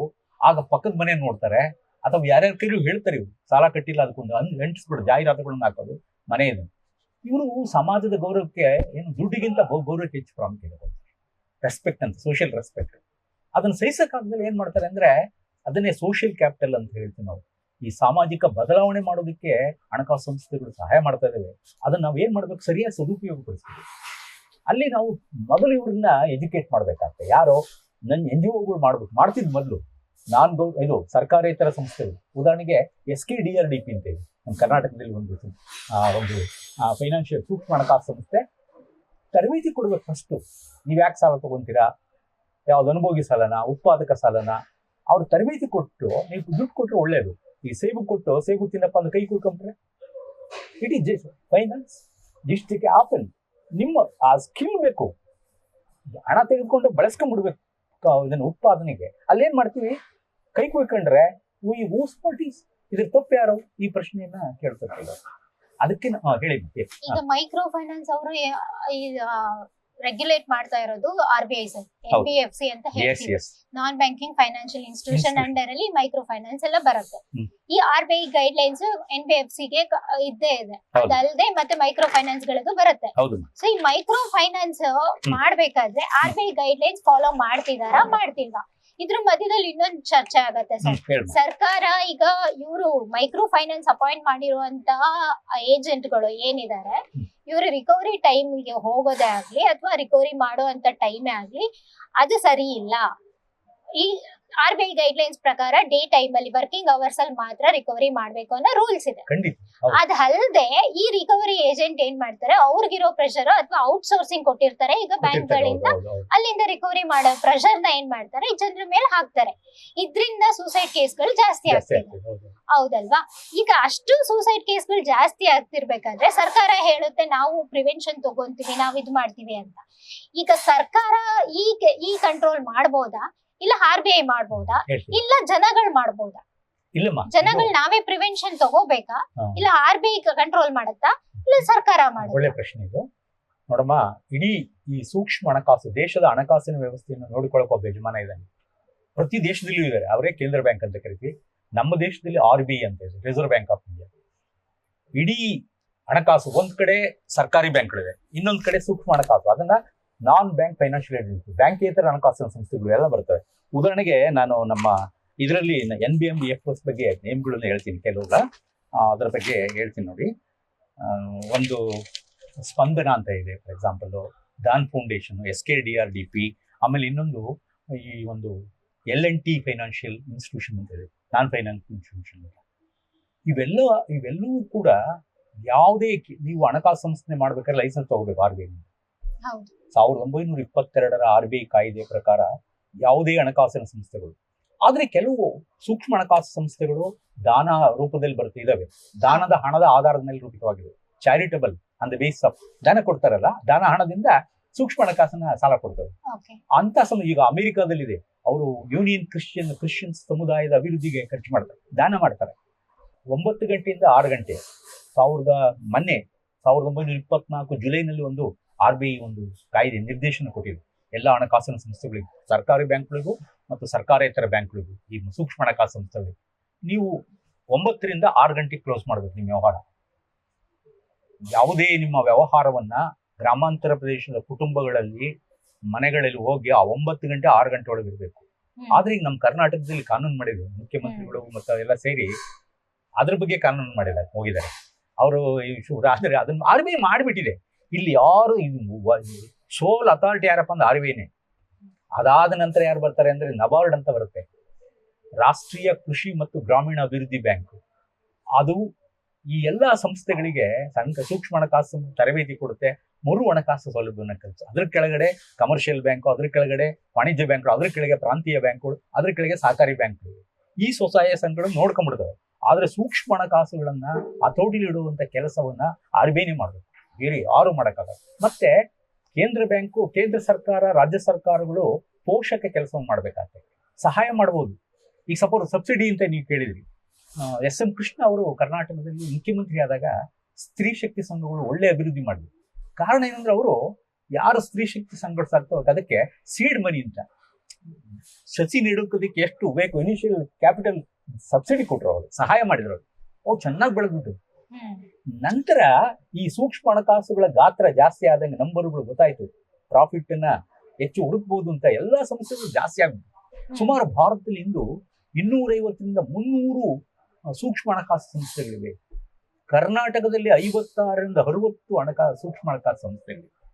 ಇವುಗಳಲ್ಲಿ ಕೆಲವು ಲೈಸೆನ್ಸ್ ಇದೆ, ಕೆಲವು ಲೈಸೆನ್ಸ್ ಇಲ್ಲ. ಯಾವಕ್ಕೆ ಲೈಸೆನ್ಸ್ ಇಲ್ಲ ಅದನ್ನ ಕಂಡುಹಿಡಿಯೋರು ಯಾರು? ಈಗ ಒಂದು ಸಂಘ, ಸೂಕ್ಷ್ಮ ಹಣಕಾಸು ಸಂಘ 1 ಕೋಟಿ ಸಾಲ ಯಾವನ ಮೋಸ ಮಾಡಿಬಿಟ್ಟ ಅಂತಂದ್ರೆ ಅವಾಗ ಅವ್ರು CBI ರೆಫರ್ ಮಾಡ್ಬೋದು. ಆದ್ರೆ 1 ಕೋಟಿ ಒಳಗಡೆನೆ ಫ್ರಾಡ್ ಮಾಡಿದ್ರೆ ಅವರು ಸ್ಟೇಟ್ ಪೊಲೀಸ್ನ ನೋಡ್ಕೋಬಹುದು. ಇಂಥವುದನ್ನ ಕೆಲಸ ಮಾಡಬಹುದು ರಾಜ್ಯ ಸರ್ಕಾರಗಳು. ಆದ್ರೆ ಇಡೀ ಮೂಗುದಾರ ಹಾಕುವ ಕೆಲಸವನ್ನ ಸೂಕ್ಷ್ಮ ಹಣಕಾಸು ಸಂಸ್ಥೆಗಳ ಮೇಲೆ ಬಡ್ಡಿ, ನ್ಯಾಯಯುತವಾದ ಬಡ್ಡಿ ಹಾಕ್ಬೇಕು. ಮತ್ತೆ ನೀವು ಏನು ಇನ್ನೊಂದು ಹೇಳ್ತಾರೆ, ನಿಮ್ಮ ಪ್ರೈಸ್ ಕಾಸ್ಟು ಅನುಭೋಗಿಗಳಿಗೆ, ಬಡವರಿಗೆ ಅನ್ಯಾಯ ಆಗಬಾರ್ದು ಅಂಥವುಗಳನ್ನ ಲೈಸೆನ್ಸ್ ಕ್ಯಾನ್ಸಲ್ ಮಾಡಿದೆ. ಮೊನ್ನೆ ಮಹಾರಾಷ್ಟ್ರದಲ್ಲಿ ಮಾಡಿದೆ ಬ್ಯಾಂಕ್ 4 ನಾನ್ ಬ್ಯಾಂಕೇತರ ಹಣಕಾಸಿನ ಸಂಸ್ಥೆಗಳು ಮತ್ತೆ ಸಾಲ ಕೊಡಬೇಡಿ ಸ್ಟಾಪ್ ಮಾಡಿಬಿಟ್ಟಿದೆ, ಸೀಲ್ ಅಂಟಿಸ್ಬಿಟ್ಟಿದ್ದಾರೆ. ಈ ಬ್ಯಾಂಕ್ಗೆ ಮನೆಗಳಿಗೆ ಹಾಕೋಕೆ ಹೋಗಿದ್ರಲ್ಲ ಅವ್ರಿಗೆ RBI ಸ್ಟಾಪ್ ಮಾಡಿದೆ. ಉದಾಹರಣೆಗೆ ಅನ್ನಪೂರ್ಣ, ಆಶೀರ್ವಾದ್ ನಾನ್ ಬ್ಯಾಂಕ್ ಫೈನಾನ್ಷಿಯಲ್ ಇಂಟರ್ಮೀಡಿಯೇಟ್ ಮತ್ತೆ ಸಾಲ ಕೊಡಬೇಡಿ ಸ್ಟಾಪ್ ಮಾಡಿ, ಲೈಸೆನ್ಸ್ ತಗೊಂಡು ಅವ್ರು ಮತ್ತೆ ಫರ್ದರ್ ಸಾಲ ಕೊಡಂಗಿಲ್ಲ ಅಂತ ಅಡ್ವಾನ್ಸ್ ಮಾಡಿ ಅಂದ್ರೆ ಸ್ಟಾಪ್ ಮಾಡಿದ್ರೆ ಅವ್ರ ಮೇಲೆ ಗದಾಪ್ರಹಾರ ಮಾಡಿದೆ. ಇನ್ನೂ ಕೂಡ ಈಗ ಇನ್ನು ಚರ್ಚೆಗಳಾಗ್ತಾ ಇದೆ. ಆಮೇಲೆ ಇನ್ನೊಂದು ಬಹಳ ಮುಖ್ಯವಾಗಿ ಒಂದು ಕಮಿಟಿ ಮಾಡಿದೆ ಇವ್ರದ್ದು, ಯಾರು ನಮ್ಮ ಸೆಂಟ್ರಲ್ ಬ್ಯಾಂಕ್ ಮಾಲೆಗಾನ್ ಕಮಿಟಿ ಅಂತ, ಈಗ 24ರಲ್ಲೇ ಮಾಡಿರೋದು. ಅದು ಇದು ಮಾಡಿದ್ದು 22ರಲ್ಲಿ. ಅದೇನೆ ಅವರು ತುಂಬಾ ಕಾನೂನುಗಳನ್ನ ರಚನೆ ಮಾಡಿದ್ದಾರೆ ಈ ಮೈಕ್ರೋಗಳು ಅವಳಿಯನ್ನು ತಪ್ಪಿಸೋದಕ್ಕೋಸ್ಕರ. ಅದಕ್ಕೇನ್ ಹೇಳ್ತಾರೆ ಅಂದ್ರೆ, ಆದಷ್ಟು ಕೂಡ ಈಗ ಏನ್ ಮಾಡ್ಬಹುದು ನಾವು, ಇವುಗಳನ್ನ ಕಂಟ್ರೋಲ್ ಮಾಡೋಕ್ಕೆ ಸಂಸ್ಥೆಗಳು ಎಲ್ಲ ಜಿಲ್ಲಾ ಮಟ್ಟದಲ್ಲಿ ಇಲ್ಲ. ಈಗ ನಮ್ಮ ತುಮಕೂರು ಜಿಲ್ಲೆ ನಾನು ಸಂಶೋಧನೆ ಮಾಡಿದ್ದೀನಿ ಸ್ವಸಹಾಯ ಸಂಘಗಳ ಮೇಲೆ, ನಂದು ಅದೇ ಬುಕ್. ಈ ಜಿಲ್ಲೆಯಲ್ಲಿ ಎಷ್ಟು ಸ್ವಸಹಾಯ ಸಂಘಗಳಿವೆ, ಎಷ್ಟು ಸರ್ಕಾರೇತರ ಹಣಕಾಸಿನ ಸಂಸ್ಥೆಗಳಿವೆ, ಎಷ್ಟು ಬ್ಯಾಂಕ್ಗಳೊಡನೆ ವ್ಯವಹಾರ ಮಾಡ್ತವೆ, ಎಷ್ಟು ಉಳಿತಾಯ, ಎಷ್ಟು ಸಾಲ ಕೊಟ್ಟಿದ್ದಾರೆ, ಎಲ್ಲ ಮಾಹಿತಿಗಳು ಬ್ಯಾಂಕ್ಗಳಿಂದ, ಸಂಸ್ಥೆಗಳಿಂದ ಬರ್ತವೆ. ಸೂಕ್ಷ್ಮ ಹಣಕಾಸು ಸಂಸ್ಥೆಗಳನ್ನ ಸರಿಯಾಗಿ ನೀವು ಸಾಲ ಮತ್ತು ಋಣಭಾರದ ಬಗ್ಗೆ ಮಾಹಿತಿ ಕೊಡಬೇಕು. ಆನ್ಯುವಲ್ ರಿಪೋರ್ಟ್ RBI ಈಗ ಹೊಸದಾಗಿ ಮಾಡಿ, ಪ್ರತಿದಿನ ಮೊದಲು ಇತ್ತು, ಈಗ ದೂಕ ಹಣಕಾಸು ಸಂಸ್ಥೆಗಳು ಕೊಡೋದಿಲ್ವಲ್ಲ. ಈಗ ಒಂದು ವೈಟ್ ಇರೋರು ಕೊಡ್ತಾರೆ 50 ರೂಪಾಯಿ ಇದೆ ಅಂತ, ಬ್ಲಾಕ್ ಇರೋದು ಇನ್ನೂ 50 ರೂಪಾಯಿ ಗೊತ್ತಾಗಲ್ಲ ನಮಗೆ. ಈಗ ಮಿಸ್ಗೈಡ್ ಮಾಡ್ತಾರೆ. ಈಗ ಅದಕ್ಕೋಸ್ಕರ ಏನ್ ಮಾಡ್ಬೇಕಪ್ಪ ಅಂದ್ರೆ ಇವುಗಳನ್ನ ಸರಿಯಾಗಿ ಮುಗ್ಧರ ಹಾಕ್ಬೇಕು ಅಂದ್ರೆ ಹೊಸದಾಗಿ ಮಹಿಳಾ ಸೂಕ್ಷ್ಮ ಹಣಕಾಸು ಬ್ಯಾಂಕ್ ತೆರೆಯೋದು ಒಳ್ಳೇದು. ಎಲ್ಲೂ ಇಲ್ಲ, ಯಾವ ಜಿಲ್ಲೆಯಲ್ಲಿಯೂ ಕೂಡ ಮಹಿಳಾ ಸೂಕ್ಷ್ಮ ಹಣಕಾಸು ಬ್ಯಾಂಕ್ಲೇ ಇಲ್ಲ. ಬರೀ ಬ್ಯಾಂಕ್ಗಳು ನಡೆಸ್ತವೆ, ಇವು ನಡೆಸ್ತವೆ. ಆದ್ರೆ ಇನ್ನೊಂದು ಅಂದ್ರೆ ಒಂದು ಮಾನಿಟರಿಂಗ್ ಸೆಲ್ ಅಂತ ನನ್ನ ರಿಸರ್ಚ್ ಅಲ್ಲಿ ನಾನು ಅದನ್ನೇ ಹೇಳ್ತೀನಿ.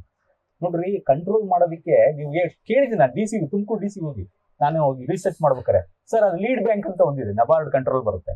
ಅವರು ಇಷ್ಟಿದೆ ಸರ್ ಹಿಂಗಿದೆ, ಎಲ್ಲಿ ಸಂಘಗಳು ಏನ್ ಮಾಡ್ತಾ ಇದಾವೆ, ಕೆಲಸ ಏನ್ ಮಾಡ್ತವೆ, ಎಷ್ಟಿದೆ ಅಂತ ಹೇಳೋದೇ ಇಲ್ಲ. ಇಡೀ ರಾಷ್ಟ್ರದ ಎಲ್ಲಾ ರಾಜ್ಯಗಳ ಜಿಲ್ಲೆಗಳಲ್ಲಿ ಇವುಗಳನ್ನ ಕಂಟ್ರೋಲ್ ಮಾಡತಕ್ಕಂತ ಒಂದು ಮಾನಿಟರಿಂಗ್ ಸೆಲ್, ಸ್ವತಂತ್ರ ಒಂದು ಅಥಾರಿಟಿ ಬೇಕು. ಇದು ಮಾಡಿದ್ರೆ ಬಹಳ ಸುಧಾರಣೆ ಆಗುತ್ತೆ, ಎಚ್ಚರಿಕೆ ವಹಿಸಬಹುದು. ಈಗ CM ನಮ್ಮ ಅಲ್ಲಿಗೆ ಹೋಗಿ ಹಳ್ಳಿಗೆ ಹೋಗಿ ಸ್ವಸಹಾಯ ಸಂಘಗಳ ಸಾಲ ಹಾಕೊಡಿ ಅಂತ ಕೇಳಕ್ಕಾಗಲ್ಲ, ಅಲ್ಲಿ SR ಅರೇಂಜ್ಮೆಂಟ್ ಮಾಡಕ್ಕಾಗಲ್ಲ. ಅವ್ರು ಏನ್ ಮಾಡ್ಬೇಕೋ ಮಾಡ್ತಾರೆ. ಆದ್ರೆ ಜಿಲ್ಲೆಗಳಲ್ಲಿ ಕೆಲಸ ಮಾಡ್ಬೇಕು. ಜಿಲ್ಲೆಗಳಲ್ಲಿ ಪ್ರತ್ಯೇಕವಾದ ಸೂಕ್ಷ್ಮ ಹಣಕಾಸು ಮಹಿಳಾ ಬ್ಯಾಂಕ್ ಇರಬೇಕು, ಮಾನಿಟರಿಂಗ್ ಸೆಲ್ ಇರಬೇಕು. ಈ ವರ್ಷ ಎಷ್ಟು ಸಾಲ ಕೊಡ್ತವೆ, ಎಷ್ಟು ಡೆಪಾಸಿಟ್ ಮಾಡ್ತಾರೆ, ಎಷ್ಟು ತೀರಿಸಿದ್ದಾರೆ, ಎಷ್ಟು ತೀರಿಸಿಲ್ಲ, ಎಷ್ಟು ಬಡ್ಡಿ ಹಾಕ್ತಾರೆ, ಯಾಕೆ ಬಡ್ಡಿ ಹಾಕ್ತಾರೆ, ಏನಾರು ಅನಾಹುತಗಳಾಗ್ತಾ ಇದಾವೆ, ಎಲ್ಲವನ್ನು ಮಾಡತಕ್ಕಂಥದ್ದು ಸಪರೇಟ್ ಸೆಲ್ ಮಾಡಬೇಕು. ಜಿಲ್ಲೆಯಲ್ಲಿ ಇಲ್ಲ, ಎಲ್ಲೂ ಇಲ್ಲ. Nowhere in India, nowhere in all the districts on all States, ಯಾವ ರಾಜ್ಯಗಳು ಇಲ್ಲ. ಇದು ಏನಾಗಿದೆ ಅಂತಂದ್ರೆ ಬಡ್ಡಿ ವಾರ ಇದ್ದಂಗೆ. ಹಳೆ ಇವ್ರನ್ನ ಏನಂತ ಕರೀತಾರೆ ಗೊತ್ತಾ? ಈಗ ಹೊಸದಾಗಿ ಒಂದು ಮನೆ ಒಬ್ರು ಹೇಳ್ತಿದ್ರು, ಸ್ವತಂತ್ರ ಪೂರ್ವದಲ್ಲಿ ಬಡ್ಡಿ ಹಾಕಿ ಬರೀ ಬ್ಯಾಂಕ್ಗಳು ಇರ್ಲಿಲ್ಲ, ಖಾಸಗಿದಾರರು, ಲೇವಾದೇವಿಗಾರರು ಅಂತ ಹೇಳ್ತಿದ್ರು. ಅವ್ರನ್ನ ಚೆಟ್ಟಿಯಾರು, ಸಾಹುಕಾರು, ಮೊದಲು ಯಾರು ಅಂತ ಕರಿತಿದ್ರು. ಅವ್ರೇನ್ 100 ರೂಪಾಯಿ ಕೊಟ್ಟು 70 ರೂಪಾಯಿ ಬಡ್ಡಿ ಅಂತ 30 ರೂಪಾಯಿ ಕೊಟ್ಟು ಕಳ್ಸಕ್ ನೀವು ಅಲ್ಲೇ ಸಾಲದ ಶೂಲಕ್ಕೆ ಸಿಗ್ತೀರಾ, ಬಡವರಾಗ್ತೀರಾ, ಮತ್ತೆ ತೀರಿಸೋದ್ರಿಂದ ಅದು ಬಡ್ಡಿ ಇದ್ದಾರೆ ಮೀಟರ್ ಬಡ್ಡಿಯಾಗಿ ವಿಷವೃತ್ತಕ್ಕೆ ಸಿಕ್ಕಿ ಆತ್ಮಹತ್ಯೆ ಮಾಡ್ಕೊಂತಾರೆ. ಅದೇ ರೀತಿ ಏನಾಗಿದೆ, ಈ ಫೈನಾನ್ಸ್ಗಳು ಅವ್ರ ದಾರಿನೇ ಹಿಡಿತಿದಾವೆ. ಇವುಗಳನ್ನ ನ್ಯೂ ಮನಿ ಲೆಂಡರ್ಸ್ ಅಂತ ಕರೀತಾರೆ. NEO, ಹೊಸ ಲೇವಾದೇವಿಗಾರರು ಅಂತ. ಅವರೇನೆ ನರಿ ಹುಲಿನ ಚರ್ಮ ಹಾಕೊಂಡಾಗ ಅವರೇ ಬಂದರೆ ಹೆಚ್ಚು ಬಡ್ಡಿ ಹಾಕ್ತಾರೆ, ವಸೂಲಿ ಮಾಡ್ತಾರೆ, ಗೂಂಡಾಗಳನ್ನು ಬಿಟ್ಟು ಮಾಡ್ತಾರೆ. ಗೂಂಡಾಗಳು ಅವ್ರು ಪ್ರೈವೇಟ್ ಅಂತ ತಗೊಂಬರ್ತಾರೆ, ಹೇಳಿದ್ರಲ್ಲ ಔಟ್ ಸೋರ್ಸಿಂಗ್ ಅಂತ. ಅವ್ರು ಇಲ್ಲಿ ಎಥಿಕ್ಸ್ ಫಾಲೋ ಮಾಡಲ್ಲ, ಬಡವರು ಮಾಡ್ತಾರೆ. ಅವ್ರಿಗೆ ದುಡ್ಡು ವಸೂಲಿ ದುಡ್ಡು ಬೇಕು ನಮ್ಗೆ, ಅವೆಲ್ಲ ಬೇಡ್ರಿ. ಆಮೇಲೆ ಇನ್ನೊಂದು ನೆನ್ಪಿಟ್ಕೊಳ್ಬೇಕು, ಇದೆಲ್ಲರಿಗೂ ನಾವೆಲ್ಲರೂ ತಿಳ್ಕೊಬೇಕಾದ ವಿಚಾರ. ಹಣ ಯಾರು ಸುಲಭ ಕೊಡಲ್ಲ, ಕೊಟ್ಟ ಹಣವನ್ನ ಕೊಡ್ಬೇಕು ಅನ್ನೋದಿರ್ಬೇಕು. ಸಾಲವನ್ನು ತೆಗೆಯುವಾಗ ಬಹಳ ಸಂತೋಷವಾಗಿರ್ತೀವಿ, ಮಾಡೋದು ತಪ್ಪೇ ಇದೆ ಸರ್. ಸಾಲ ಕೊಡುವಾಗ ಏನ್ ಮಾಡ್ತೀವಿ ಗೊತ್ತಾ, ಇಬ್ಬದಿಯ ಗೀಲು ಮುರಿದಂತೆ ಅಯ್ಯೋ ಕೊಡ್ಬೇಕಲ್ಲಪ್ಪ ಅಂತ ಯೋಚನೆ ಮಾಡ್ತೀವಿ. ಅದರಿಂದ ಅನುಕೂಲ ಪಡಿಬೇಕು ನಾವು. ಅನುಕೂಲ ಆದಾಗ ಅದನ್ನ ಯೋಚನೆ ಒಂದ್ಸರಿ ಪರವಾಗಿಲ್ಲ, ಡಿಫಾಲ್ಟ್ ಇದ್ರೆ ಮಾತ್ರ ಸಾಲ ತಗೋಬೇಕು. ಇನ್ನೊಂದೇನಂತೆ ಡೆಮಾನ್ಸ್ಟ್ರೇಷನ್ ಇಫೆಕ್ಟ್ ಅಂತ ಇದೆ. ಟೌನ್ ಅಲ್ಲಿ ಏನಾಗುತ್ತೆ, ನಾನು ಬೈಕಲ್ಲಿ ಹೋಗ್ಬೇಕು, ರೆಫ್ರಿಜರೇಟರ್ ತಗೋಬೇಕು, ಟಿವಿ ತಗೋಬೇಕು. ಆದ್ರೆ ಸ್ಥಳೀಯ ಸಂಪನ್ಮೂಲಗಳನ್ನು ಬಳಸಿಕೊಂಡು ಕೊಟ್ಟಂತ ಸಾಲವನ್ನು ಉತ್ಪಾದನೆ ಮಾಡಿ ಆದಾಯ ಮಾಡಿ ಹೆಚ್ಚಿಕೋಬೇಕು. ಇನ್ನೊಂದು ಬಹಳ ಮುಖ್ಯವಾಗಿ ನಿಮ್ಗೆ ಹೇಳ್ತೀನಿ, ಸಾಲ ಚಕ್ರ ಅಂತ ಇರುತ್ತೆ. ನೀವು ಸಾಲ ತಗೊಂಡ್ಕೊಂತೀರಾ, ಬ್ಯಾಂಕ್ ಇರ್ಬೋದು, ಸೂಕ್ಷ್ಮ ಹಣಕಾಸು ಸಂಸ್ಥೆಗಳಿರ್ಬೋದು. ತೆಗೆದುಕೊಂಡಕ್ಕೆ ಅದನ್ನು ಉತ್ಪಾದನೆಗೆ ಬಳಸಬೇಕು. ಬಳಸಲಿಲ್ಲ ಅಂತ ಕಟ್ ಮಾಡಿದ್ರೆ, ಅನುತ್ಪಾದನೆಗೆ ಬಳಸಿದ್ರೆ ಅಲ್ಲಿ ಉತ್ಪಾದನೆ ಕಡಿಮೆ ಆಗುತ್ತೆ, ಉದ್ಯೋಗ ಕಡಿಮೆ ಆಗುತ್ತೆ, ಆದಾಯ ಕಡಿಮೆ ಆಗುತ್ತೆ, ಬಡತನದ ವಿಷಚಕ್ರಗಳು ಶುರುವಾಗ್ತವೆ. ಬಡತನದ ವಿಷಚಕ್ರ ಆದ್ರೆ ಋಣಭಾರ ಆಗುತ್ತೆ, ಆತ್ಮಾಹುತಿ, ಗೌರವ ಪ್ರಶ್ನೆ ಅವಾಗ ಇವರು ಸುಲಿ ಮಾಡ್ತಾರೆ. ಆಮೇಲೆ ಈ ಗೂಂಡಾಗಳಿಗೆ ಅವ್ರಿಗೆ ಯಾವುದೇ ನೀತಿ ನಿಯಮಗಳಿಲ್ಲ. ಈ ಕೆಲವು ಬ್ಯಾಂಕ್ ಪ್ರೈವೇಟ್ ಬ್ಯಾಂಕ್ ಕರ್ನಾಟಕ ಇದೆ, ಭಾರತದಲ್ಲಿ ಇದೆ. ಅವ್ರನ್ನೇ ನೇಮಕ ಮಾಡ್ಕೊಂಡಿರ್ತಾರೆ, ಇಂತಿಂತರ್ನೆ ಗದೆ ಹಿಡ್ಕೊಂಡಿರ್ತಾರೆ ಅವರು ಕೊಡೋ. ಇಲ್ಲಿ ಇನ್ನೊಂದು ಹೇಳ್ತಾರೆ, ಈ ಸಿಬ್ಬಂದಿಗಳಿಗೆ RBI ಒಂದು ರೂಲ್ಸ್ ಮಾಡಿದೆ, ಇಂಥ ಕ್ವಾಲಿಫಿಕೇಶನ್ ಇರಬೇಕು, ಹಿಂಗೆ ಪ್ರೊಸೀಜರ್ ಇರಬೇಕು ಅಂತ. ಅವ್ರು ಅಲ್ಲಿ ಏನಾಗಿದೆ, ಒತ್ತಡ ಜಾಸ್ತಿ ಆಗ್ತಾರೆ. ಈ ಉದಾಹರಣೆಗೆ SKDRD ಕರ್ನಾಟಕದಲ್ಲಿ ಒಂದು ಹೊಸದಾಗಿ ಒಂದು ದೂರುಗಳು ಬರ್ತಾ ಇದಾವೆ. ಎಷ್ಟೋ ಜನ ಸಾಯ್ತಿದ್ರು ಅಲ್ಲಿಂದ ಸಾಲ ತೆಗೆದುಕೊಂಡವರು ಬೇರೆ ಕೂಡ. ಅಲ್ಲಿ ಏನಾಗುತ್ತೆ ಅಂದ್ರೆ ಎಂಪ್ಲಾಯೀಸ್ ಅವ್ರು ತಪ್ಪಿರಲ್ಲ, ಈಗ ಟಾರ್ಗೆಟ್ ಫಿಕ್ಸ್ ಮಾಡ್ತಾರಲ್ಲ. ಸರ್ಕಾರಿ ಬ್ಯಾಂಕಲ್ಲಿ ಟಾರ್ಗೆಟ್ ಫಿಕ್ಸ್ ಮಾಡಲ್ಲ. ಅಯ್ಯೋ ಸರ್ಕಾರಿ ಕೆಲಸ ದೇವ್ರ ಕೆಲಸ. ಖಾಸಗಿನಲ್ಲಿ ಇವತ್ತು ನೀವು 10 ಕಸ್ಟಮರ್ ಇಂದ ಸಾಲ ವಸೂಲಿ ಮಾಡ್ಲೇಬೇಕು ಅಂತ ಕುತ್ಕೊಂಡ್ಬಿಡ್ತಾರೆ. ಟಾರ್ಗೆಟ್ ಪ್ರೆಷರ್ಸ್ ಜಾಸ್ತಿ ಆಗಿದೆ. ಇದು ಒಂದು. ಮತ್ತೆ RBI ಇದು ಏನಂತಂದ್ರೆ ಬಡ್ಡಿ ದರ ಹೆಚ್ಚು ವಿಧಿಸ್ತಾ ಇದ್ದಾರೆ. ಬಡ್ಡಿ ದರ ಜಾಸ್ತಿಯಾಗಿ ಮತ್ತೆ ಅದು ಸಾಲ ನೀವು ಹೇಳಿದ್ರಲ್ಲ 1 to 2, 3 ಮೀಟರ್ ಬಡ್ಡಿ, ಚಕ್ರ ಬಡ್ಡಿ ಆಗಿ ದೊಡ್ಡ ಬಂಡೆ ಈ ಒಂದು ಬಡವರ ಮೇಲೆ ಬೀಳ್ತಾರೆ. ಇದನ್ನ ತಪ್ಪಿಸೋದಕ್ಕೆ ಅವ್ರು ಹೇಳ್ತಾರೆ, ನೀವು 2 ಇದು ಮಾಡಿ, ಫಸ್ಟ್ ಹೊಸ ಸಾಲ, ಹಳೆ ಸಾಲ, ಈ ಮಧ್ಯೆ ಗ್ಯಾಪ್ಗಳು, ಅವ್ರ ಚಾರ್ಜ್ ಪ್ರೈಸ್ ಅನ್ನ ಕಡಿಮೆ ಮಾಡಿ ಅಂತ ಗೈಡ್ಲೈನ್ಸ್ ಇದೆ RBI. ಆದ್ರೂ ಕೂಡ ಮರೆಮಾಚಿ ಈ ದೋಖಾ ಮೈಕ್ರೋ ಫೈನಾನ್ಸ್ಗಳು ಎಲ್ಲ ಸೇರಿ ಅದರಲ್ಲೂ ಕೂಡ ಈ ಒಂದು ಕೋವಿಡ್ ಆದ ನಂತರ ಯಾವಾಗ ದುಡ್ಡು ಕಟ್ಟಕ್ಕಾಗಲ್ಲ ಅವ್ರದ್ದು ತಪ್ಪು ಮಾಡಲ್ಲ, ಸಂಘಗಳು ತಪ್ಪಲ್ಲ, ಆದಾಯ ಇರಲ್ಲ. ಇಲ್ಲಿ ಮನೆ ಬಿಟ್ಟು ಹೋದ್ರು ಬಾಡಿಗೆ ಕಟ್ಟಕ್ಕಾದ್ರೆ ಮನೆಗಳು ಕ್ಲೋಸ್ ಮಾಡ್ಕೊಂಡು ಹೋದ್ರು.